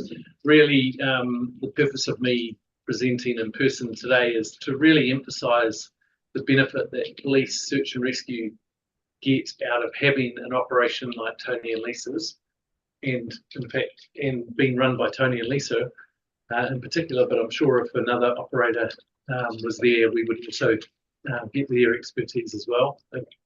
Just having that business in that location is super beneficial to what we do in critical moments, rescuing people who are in trouble on the water. So with the main thing is Tasman District Harbour Master is based out of Motueka. Our nearest coast guard is Nelson. Separation point is often unnavigable in big weather, and even Coast Guard going as fast as they can with their really flash boat. It takes them probably over an hour and a half to get to Golden Bay, let alone the time it takes them to get the boat crewed. We heavily rely on our locals to put their own assets into the water and get out on the water quickly to effect rescues all the way around Golden Bay. So I've got a list of people, David Haldane on Parapara, Trevor Kerr out at Puponga, Gary Reardon at the camp, and every beach back towards Golden Bay, I've got someone who I know can be in the water really quickly with a tinny or even just get eyes on out there. So my role here is I'm in charge of police for Golden Bay, but I'm also a member of the Tasman Police Search and Rescue, one of 10 officers in the area that manage all the water and land rescues for Nelson Bays. Able Tasman is massively busy. Tony and Lisa provide us with eyes on the water all the time. But more than that, they actually prevent a lot of rescues. I'm absolutely adamant about it. They're talking to people on the beach all the time, not just their customers, but they're just a font of knowledge on the beach. And if they see something that doesn't look right, they actually go and have a chat. And they've stopped lots of people from going to sea on days where they know the wind, offshore wind's going, and these people don't look like they really know what they're doing. They haven't got the right safety equipment. And they're doing my work and the harbour master's work for us. And they've prevented so much over the years. So we're always calling on their help and their resources. They put their own boats in. It's no cost to police, and they're going out and saving people. So I had a drunk guy partying with his family at Tata. He went back to his boat in the middle of the night to go and retrieve something, and never came back. This was quite recently. Wife rings 111. He hasn't seen him for a couple of hours. Weather's chopping up out there, and Tony's my first point of call. He can see the boat out knows he's seen it all day. He jumps in his kayak. It's like midnight, and he will just jump in his kayak, paddle out to the boat, and finds this guy just fast asleep on his boat. But I mean, that could have become a full scale thing. Other times they've gone and retrieved kayaks that have been blown out to sea because they know that will get washed up somewhere else and become a search. They've got their eyes on the water from that location, and they see a lot of members of the public getting into trouble, and they actually effect their own rescues without even police being called. So just having them there is fantastic, and I really thank you guys for all the work you do. The thought of them not being there really scares me, and I'm sure anyone who took over their business in the future would have this relationship and benefit hugely from there. But they don't even just deal with Tata. They will go right round into the Able Tasman, and that Tony can speak to this better than I can, but they could give you a whole list of. I've got a list of little jobs that they've done, rescued people. There's a 9-year-old girl being blown out to sea. The time's up now, Tony. Yeah. Okay. So it's disappointing to be back here 10 years on from when we last submitted. So I just want to say that, and it would be nice to see a permanent solution. And I've chosen B because it means they can continue their business. Public can really enjoy that reserve, which they already enjoy. And it just allows us to all benefit from their search and rescue capability. Good. Thanks, guys. Thanks very much, John. Nice to have a different perspective, and thanks for your time. Cheers. Chris?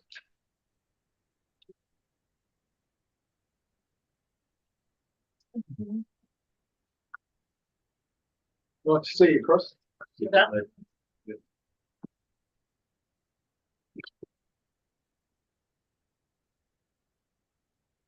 The Tata.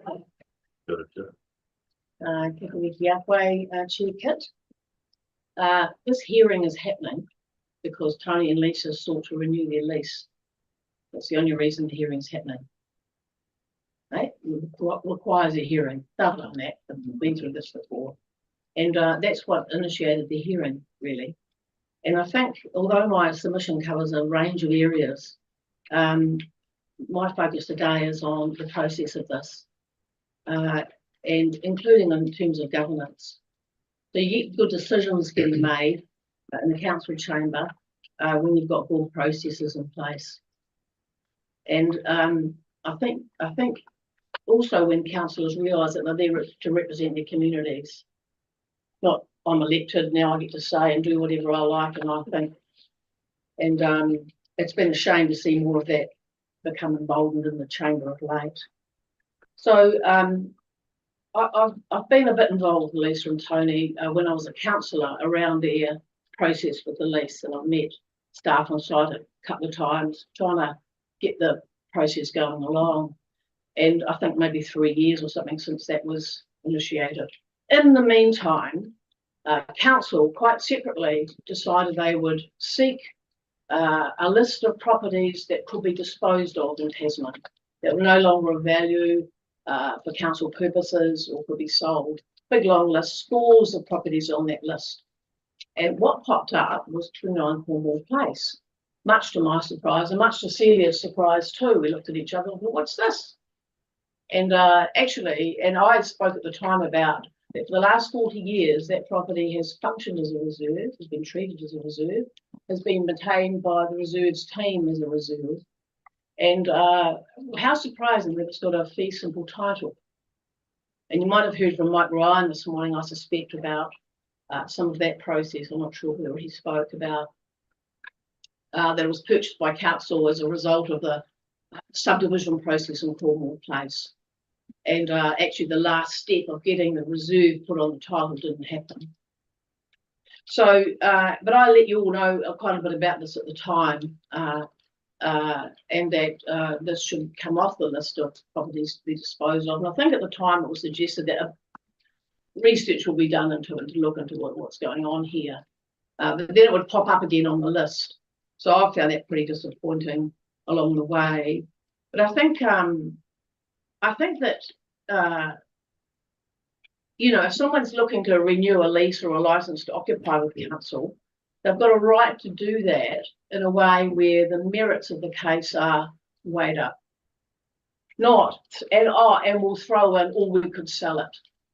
Like, I think that's really poor governance. I think it's unfair.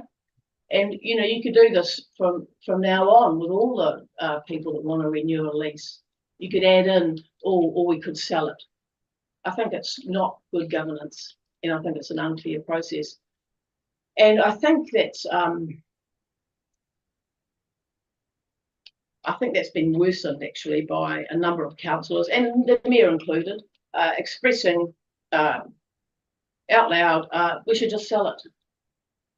You know, Timo writing on Facebook or somewhere around, oh, why are council supporting businesses and $1 million property getting $5,000 a year, with no idea that actually the money is just for this old dilapidated shed that Tony and Lisa sort of patched up. It was built in the 1950s. So the level of understanding about this process, I think, has been not good enough. I think this isn't a good enough standard for council. It's really disappointing. And the 600 odd submissions from the community are because people highly value what they do, of course, with their business and that business, but also because for all intents and purposes, it's a reserve. So I think there have been points along the way where poor decisions have been made. And I think one of them was 7 councillors agreeing to Mark Green's amendment to have as the priority, or the A, or the number 1 choice, is to be sell the whole property. And I bet hardly any of those 7 people that voted for that could have walked along Tata Beach to Cornwall Place and found the spot. Mark Green, who lives in Wellington and has done for many, many years, councillor for Richmond Ward, just pops this out. So I just think there's a question around that points a bit to predetermination. And I think it's not good when the focus really is around the renewal of the lease. You've made it wider, but I think it's a really unfair process to do that. And I think enough councillors have expressed an opinion about, oh, just sell it. And I think including Councillor Morgan, who has strong Ngāti Rārua associations with that land, just sell it. So this business about people in council not understanding the background of things, when it's being put forward, is a real disappointment to our community. And that's added, I think, to this response, very strong response you've had from the community. Even consultation was absent. Just didn't happen at the get-go. And yeah, didn't happen. So the council on its own maps have identified this area as a cultural precinct. And it had no bearing on any of this at all. You know, like what's going on? So that should be an alert in any process that council's involved with. So those cultural precincts aren't, they're being determined by council. So your 5 minutes is up now. Is it? Yeah. I would just add that the good news is that you're in a really good position to make a really good decision here, to make a decision that's fair, right, there's some justice to it. And that I just encourage you, don't conflate places at council because it's easy to do that. Thank you. Thanks, Chris. Nice to see you again. I've got Ruby Robinson on. Looks like, is that Yeah, doing that's it? Can you hear me? Yes, we can. Oh, good. So 5 minutes, Trudy. Okay. Over to you. Okay, I just want to say that I'm very strongly in support of option B. I think it's very, very important that we have at least 2 access ways to the beach off Cornwall Place. If we lost that access way, there'd only be 1 access up by nearer the boat ramp. Cornwall Place services Tata Heights as well. So there's a lot of people using it apart from all the visitors. That access gets used a lot. The only other thing that really worries me too, if there was only 1 point of access, is the traffic congestion, parking problems, children that access the beach from Tata Heights, Cornwall Place, running across the road. I think that's potentially a very dangerous problem. I think having the 2 access ways at least distributes traffic right down Cornwall Place. There's a reserve and walkway up to a lovely lookout point. I don't think that will get used if there's no access. If that section gets sold, I don't think that will get used. I think it's just an ideal place for a reserve, a place to walk up and look at the lookout point.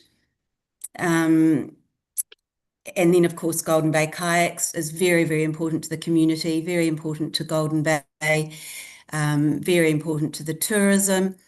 And then we've just heard how important it is to the safety of the people on the beach too, and how much work Tony and Lisa put into looking after the people at Tata Beach. It's very important to have them there. They're one of the few permanent residents as well who really do look after the whole of Tata Beach, actually. I just think selling the site under option A would not only lose the only other access way in Cornwall Place. I just want to point out too, of course, that Peninsula Road has about, I think, 4 or 5 at least lanes, little alleys that go down to the beach. They've got a lot of access ways. To have just one in one corner of Cornwall Place, I just can't see why on earth you wouldn't keep that area, which I always thought was a reserve, as a reserve. And option C might preserve the status quo, but there's no certainty for the future to protect that public access and to protect the future of Golden Bay Kayaks. So I strongly support option B, which protects public access to the beach permanently. It safeguards an important recreational area. It distributes traffic congestion and supports local tourism for the benefit of Golden Bay economy. And yeah, for those reasons, I strongly support option B, and I really hope that you will take that into. I hope you really listen to everybody that's made all these submissions. Okay, thank you, Trudy. I'll just check with the other panel members, see if there's any questions. No, you make your points well. Thank you. Okay, thank you for that. Now, I think next week is Craig, isn't it? Yes. From the NRDA. Kia ora tātou, ko Craig Bodie tōku ingoa. My name's Craig Bodie. I'm Visitor Destination Manager at the NRDA, the Nelson Regional Development Agency. Thank you for the opportunity to present today.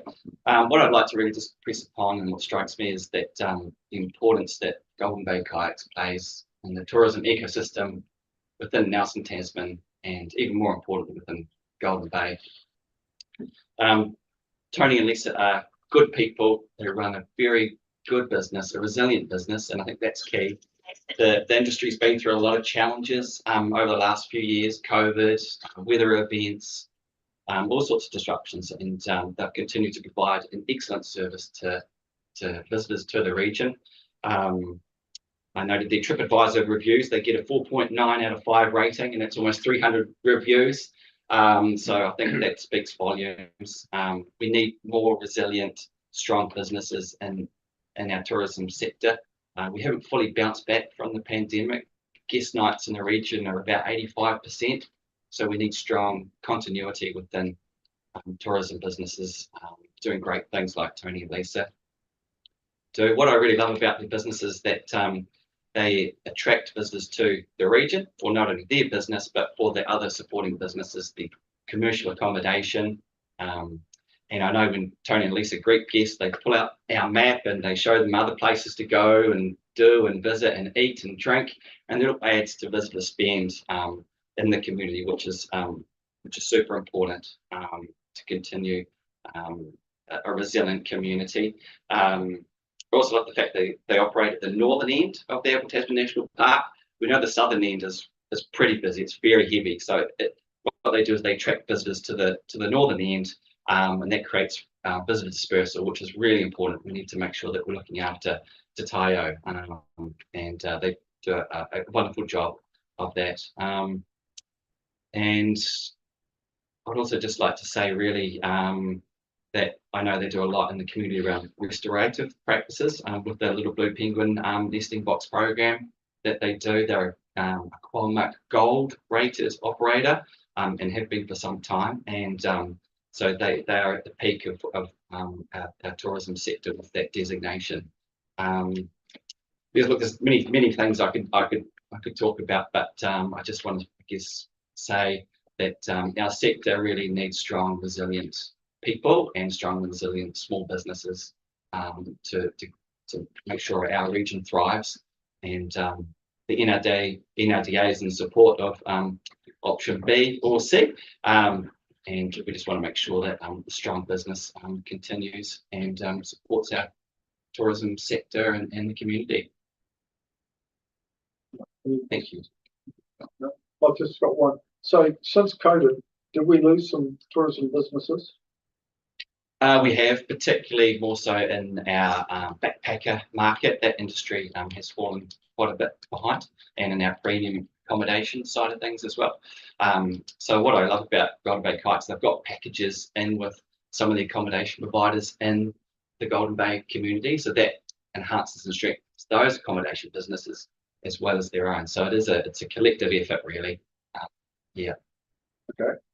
Thanks for that, Craig. That's very good. Thank you. All right. Is it Terry? From the Sawyers family. Sawyers family, yes. Yes, I'm kind of representing everybody from our family, the only ones that are left.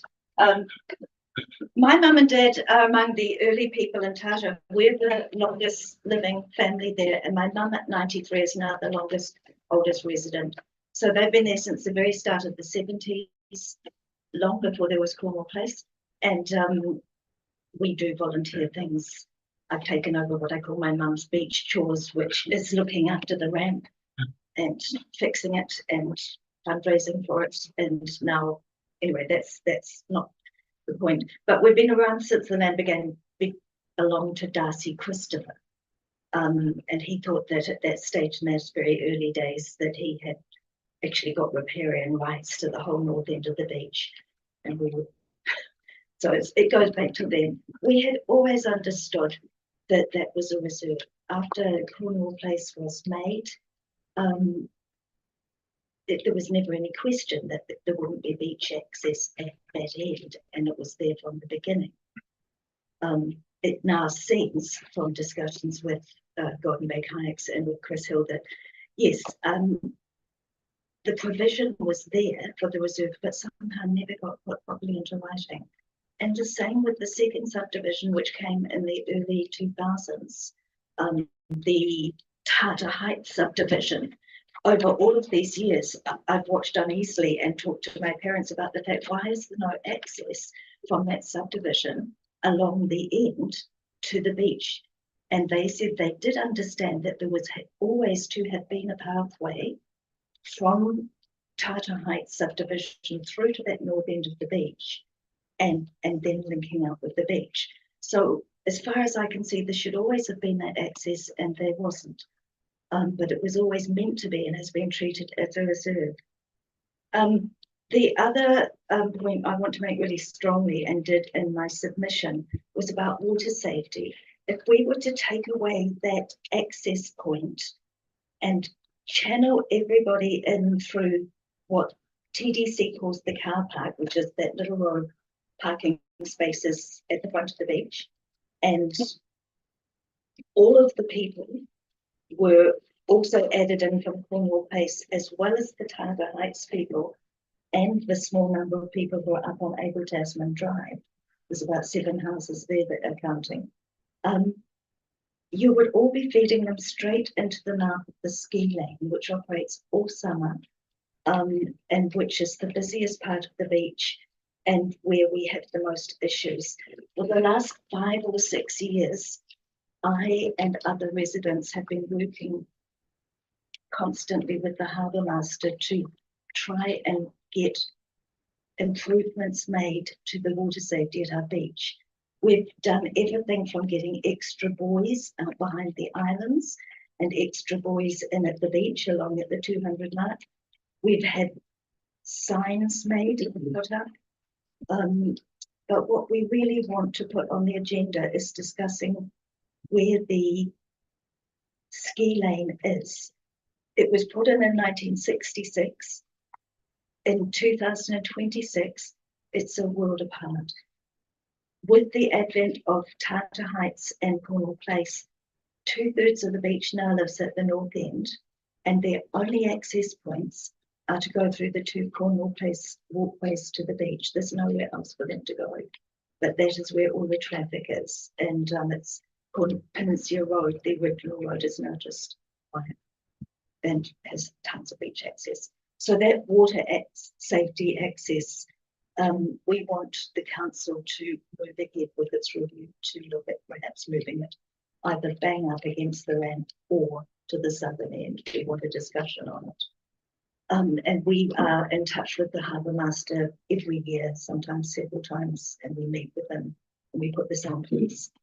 I know I've got not much time. GB kayaks. They're the only water activity rentals business in the entire bay. Why would we take that away? People come there for the most fantastic experience.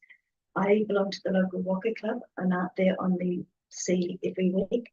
Our main route is from Tarakoi and then paddling right across to Wainui and back. We see all the kayak people, as we call them, the rental people, out on their paddle boards and on their kayaks, and they are so happy. They're having the experience of their life and something that I get to enjoy every week, but for them it's just magical.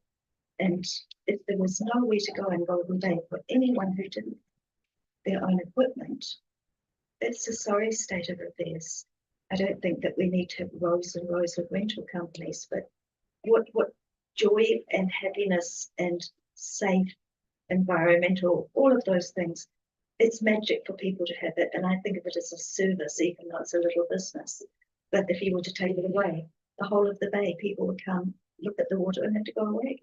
They don't have boats. Your 5 minutes is now up. Okay, 2 more things.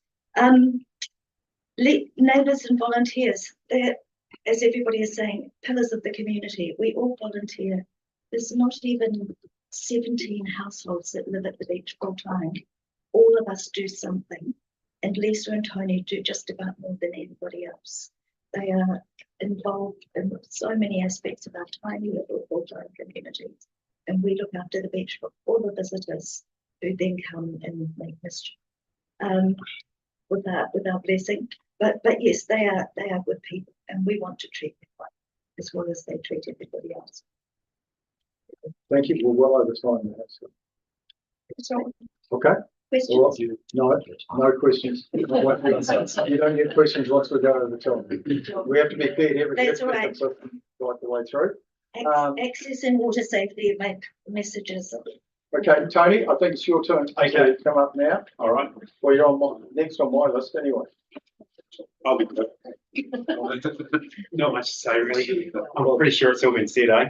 Well, certainly been well covered. Yeah, cool. So I guess, for me, I just like to highlight how stressful this process is. It's incredibly stressful, it's incredibly hard. And I don't think anyone here on this table can really relate to how bad that is. Last year we get an email, stating that, hey, good news, you might be able to sell your shed, the land to you guys for operations, your shed, 29 Cornwall stuff. Bad news is you might not be able to afford it. Good news is you might be able to afford it. So it starts like that. Those sort of emails, they're not great, they're less than fantastic. They're visits, they're site visits. They're come to the site, have a meeting, talk face to face. My process through this whole journey has been underwhelming for a lot of things. We will keep you up to speed the whole way. Really? When? I feel like we're like the iwi a wee bit. We're the last to know. Yeah. So, it might be a wee bit tough, that one, but that's how we feel, and that's how it's been. I also think that when we're in this process, in this consultation, if we're fit and reasonable human beings, we should answer the phone to them. Yeah. We can't hide. We've made the call, we've made the decision. We can't hide up to that. I know I'm not talking to my submission here, but I'm talking about the general process of this. It does leave you very frustrated. And it does feel, very raw when you're living this every day. It's hard. It's a tough journey. And I know the overwhelming sense of support for our business on option B is fantastic, but it still doesn't make me sleep well at night. I still don't believe the right decisions will necessarily get made from that. And that does worry me. I hope that that's enough to make the right decision, but I don't know. If we don't know what I support, it's B, just to make that clear. Yeah. But that's really all I want to talk about, is just the stress of this process, how it makes you feel, how hard it is, And I think, put yourself in our shoes for a bit and see what it's like. I feel like this has been a continuum, our relationship with the council all the way through has been like this. And I feel like it's been hard work, it's been hard work with the reserves team, with Vera Wilkes and Lynn, there's this journey through life where, there's one aspect that, it's cancer causing, it's hard work. And I think there's a catalyst for change. I think it should change. Yeah, answer the phone. Make it right. Don't be scared of people. Any questions? So you've been item six. Definitely B. The by part of it. Yes. And you heard the iwi this morning. It's hard to keep everybody happy. That's part of life. All we got to do is keep me happy, that's all. It's easy. Let's go. Thanks, Tony. No problem. Hang on. Yeah. A little quick one. Yeah, sure. It's probably off topic a little bit, but I'll handle it. Dead on that. Yeah, I don't get told off here. Very quick, so you can't listen. I heard the school say that you helped them out with teaching the kids kayak and environmental issues. Who supplies the health and safety people with school trip? Like we got so we do. We supply SOP and management plan. So yeah. And the pair of you go out and help them as adults in the. So typically, depending on what they're after, some groups might be of a size where they don't need any sort of labour support from us. Other groups may need that. They might require another 2 guides or whatever to get the numbers up to speed. So it depends on what the program is, what's going on. They have actually got a couple of qualified instructors down there at the moment, which works really well. But typically speaking, we'll always offer at least one staff member that'll go out with them. And even on the, so we have different tiers, but when the kids are, I'll go back a wee bit. I'm going in circles here, but when the kids are going through the park, through the national park, they do 3 or 4 sessions leading up to that. Okay, they come in, get familiar with the kayaks, get out there, tip upside down, blah blah blah. We don't charge for that. Okay, there's always a staff member with that. Then the next step is they go for a paddle. They go around into Wainui Bay. They get a feel for how everything's working. They get a feel for their group. They get a feel how they're going to interact with each other on the water. Staff member always goes for that. We don't charge for any of that. So no staff member, no nothing there. Okay. And then sometimes, depending on the group and the group size, they may do a third trip, okay, before they go and do their final trip, which is going through the park. Now, that final trip going through the park is typically met with, you know, a staff member of ours, okay, which, you know, they'll have. They pay for that staff member. That's one thing we do. But the boats at that point we charge for, and it's of such a little value that it's, you know, it's probably, you know, it takes more time to write the invoice than what we get for it. Does that answer the question? Yeah, thank you. Yeah, I love topic. Thank you. Yeah, okay. Thanks, Tony, and thanks for pointing out those keys this morning. Useful. No problem. Lisa? Sure.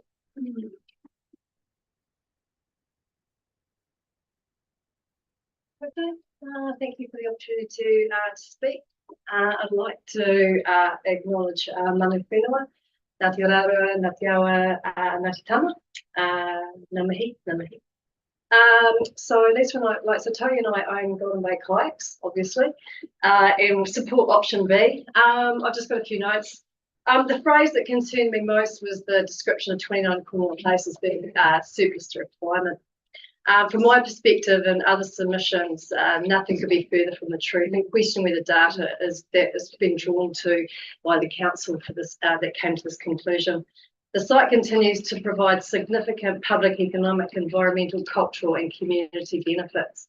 It's not surplus. It's likely used every day, and you would have seen that this morning when you guys were down there. The little kids' bikes. They had a really busy weekend playing on the beach. Access to land in New Zealand is deeply woven into our DNA. This piece of land is, like you've heard over and over again, about how it's really important to our community. And if we do lose this access, it's going to change the face of Tata Beach forever, because the access will have to be at the boat ramp. The location is fundamental. Probably hasn't been covered that much with this, but in the last 15 years, we've put a lot of effort into finding a site that doesn't rely on leasing the shed from the council. Sorry, Robert, but I mean, I do love sending you the boat movements once a year, but we have tried to find some. We haven't been sitting there waiting for something to happen. And so we've looked at other sites. Pohara is tidal, Liger Bay is tidal, Wainui is private land. This is a low impact site, and it's there's no tractors needed. It's a light carbon footprint if we'd like to go down that track. It's not tidal. It's protected from the northerly and the westerly winds, and we've got eyes on the water. And so it's the perfect, most convenient places for mums and dads to come to when they're looking for their kids, which does happen quite a few times throughout the season, because the kids have gone out and the wind just came from nowhere. So we head out and look for them. We are the only registered adventure tourism activity in Golden Bay. We are the closest sea kite company to the Able Tasman. For some of you, this will be a fun fact. The Tata Islands are ecologically the most important, significant islands in the Able Tasman National Park. And a lot of locals don't know that the islands are part of the Able Tasman. Even some of the Department of Conservation don't know that the islands are part of the Able Tasman. True story. We invest significantly in advertising to attract our visitors to the region. We get around about 10 to 15,000, kind of comes and goes a wee bit. We offer guided tours, freedom half day, full day kayaking. We got stand-up paddleboarding, so a lot of people come and try stand-up paddleboarding. If you haven't tried it, should do that. And we're the only company that offers the full length of the Able Tasman. So our clients start at Tata Beach, finish at Maraho. Every client that heads out on the water has a safety briefing before they head out, even for the half-day guided tour. And as for some, it's their very first time of being on the water. and for many, they've never kayaked before either. And for those that are heading out for the multi-day trip, these safety briefings are around about 2 hours, and we run through weather conditions, what to experience in the park, and how it is to be good visitors in our national parks, and how to behave themselves. Safety aspects is to make sure they have the best possible experience. During the summer, we employ around about 9 full-time staff, and continue employing the staff throughout the year. We've got amazing staff. Some live locally, and others are from Polytechs or from sea kite guides from overseas. We spend a lot of time training all our staff, and every customer that comes is given a map with enough to keep them occupied for a week. These visitors, to encourage them to stay even longer. Here's a typical review. This kind of summed us up, I thought. Marlena, who lives locally, was so lovely and helpful, telling us about hikes, sweet spots to check out as we drove up the coast. The beauty of kayaking into the bay was unbelievable. We paddled over to a secluded beach and were awe and wonder that a place like heaven on earth actually does exist. Thank you, Golden Bay Kayaks, for a 10-star unforgettable experience. We don't have what towny kids have with large sports complexes, swimming pools and shopping malls, but what we do have is an amazing backyard, and it really is important to us that our local kids actually get the opportunity to get out on the water. I also teach at the school as well, so it's really important that you see these kids getting out to see what it's like out there. And so for a lot of them, because a lot of them don't have access to kayaks or paddleboards at home, because it's quite a bit of low socio in Golden Bay. It takes a long time to build a business like ours, and we've survived floods, fires, cyclones, viruses, and we've survived a lease renewal. We're up to our second one now. Through all this, we're proud to hold the Gold Qual Mark accreditation. It's New Zealand's highest quality tourism quality award. And all adventure activities in New Zealand have to be audited, and this involves a major audit every 3 years, surveillance audits every 2, and these are really expensive actually, and quite lengthy process with large safety management plans and operation plans, which I have to write. But this means that we can volunteer for local organisations and races. So we volunteered, we support the Tata on Swim and the Tin Bump. I'm worth it though, we're an effective party. So actually, and we were everybody the same. Oh, I know, but we were supposed to have 10 minutes. But I'd like to just take the opportunity to be able to speak. And it has been a tough process. And so far, and just wanted to recognise the amazing support that we've had from the community. Thanks, Lisa. Cool, thank you. Okay, and now I've got Ian Malcolm on Zoom, but I don't see him. Kevin and Wendy Hartshaw. Kevin, is it? Yep. Yeah. Do you like to come up, Kevin? Afternoon, everyone. Yeah. You leave the drill 5 minutes. 5 minutes. Yep. For the visit. I've lost, so we live at 28 Cornwall Place, that looks into Tony and Lisa's new house. Now blocking our view because council gave them a 7-point-something height extension. But anyway, it's part of the planning courses, I guess. We were there. We were probably the Christopher house was occupied by Williams at the time when the stage 2 subdivision was done. My cousin or my uncle had the place across the road, and we subsequently bought our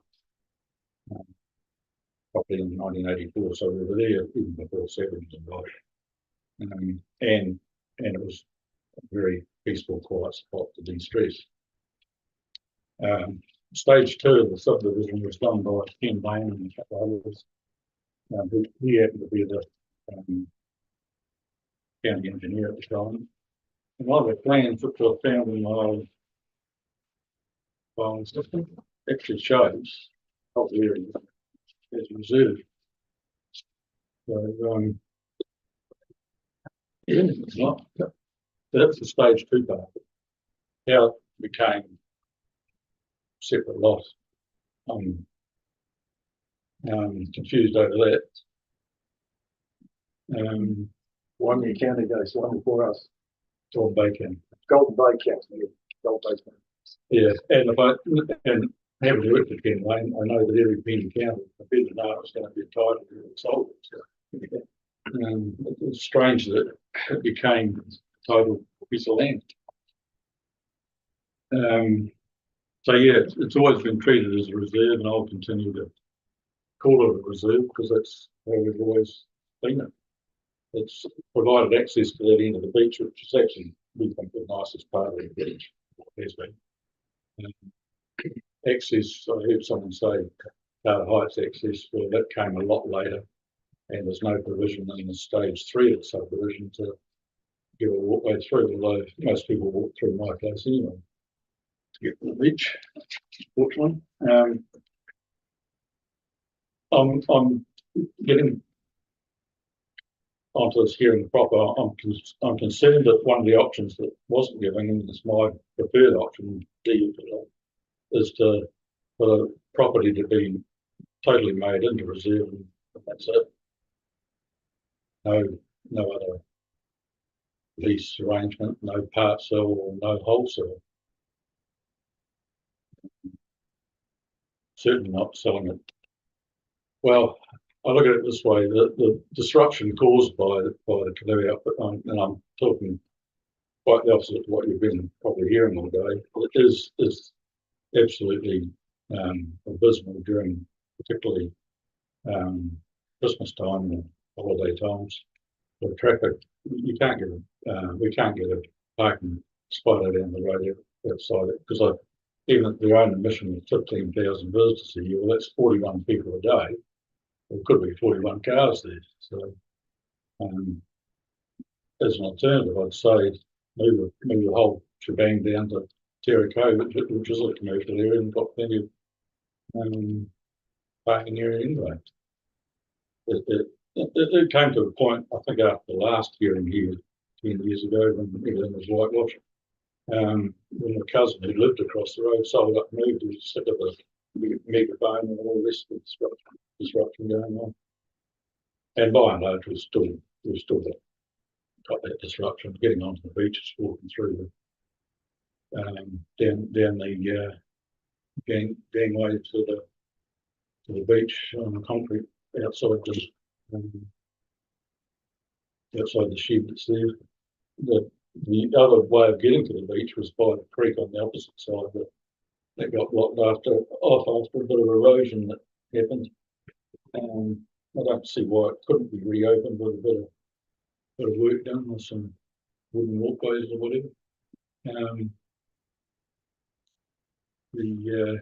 It did blow out a couple of times with the creek, but being the beach it is, it does restore itself. Yeah, so in summary, what I'd like to see is the property made designated reserve and that be the end result. In terms of selling part of it to the canoe, well, I mean, the canoe business could fold tomorrow, and then they've got a big chunk of land to themselves that never comes back to them. The lease arrangement, I suppose, is the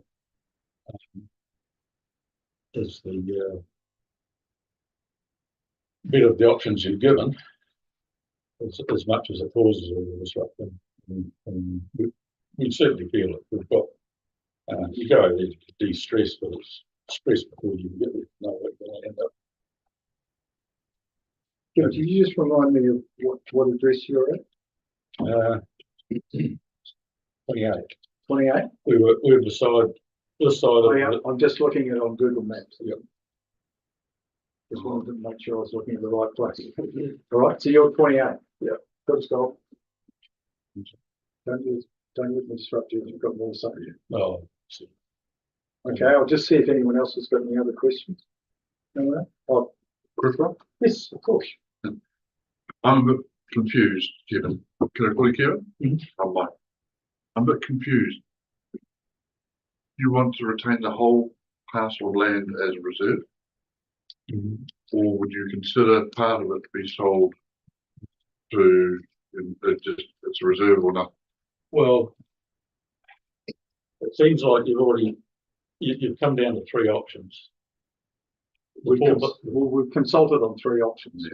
The fourth is the obvious one to me, is to change it into reserve and be done. It's so simple. Simple solution to the whole thing. Selling part of it just widens a business that's even bigger disruption, and unless council open up access to the beach on what's left, that stuff is getting access to that end of the beach, which is very, very popular. It is shown. All right, thank you very much, thank you.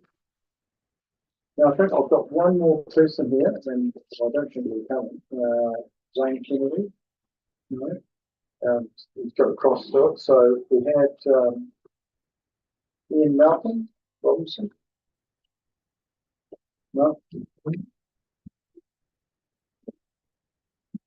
Well, I think that's all the submitters that we've got in here then, that have arrived. We've ended up with 24 people coming in person or on Zoom. Now, what we've got to do is, because of some commercial sensitivity, we're going to move into committee for a short period of time. Because there's commercial sensitivity in relation to our decisions today. So I think that will take us about 35 minutes. So we expect to be back in open if people want to come back in at say 2:30. That's it. So I'd like someone to move that we move into committee. I've got Councillor Kiramont, seconded Board Member Knowles. All those in favour, please say aye. Against? Carries. So we'll move into committee. We'll be off Zoom and we'll be back in open at 2:30.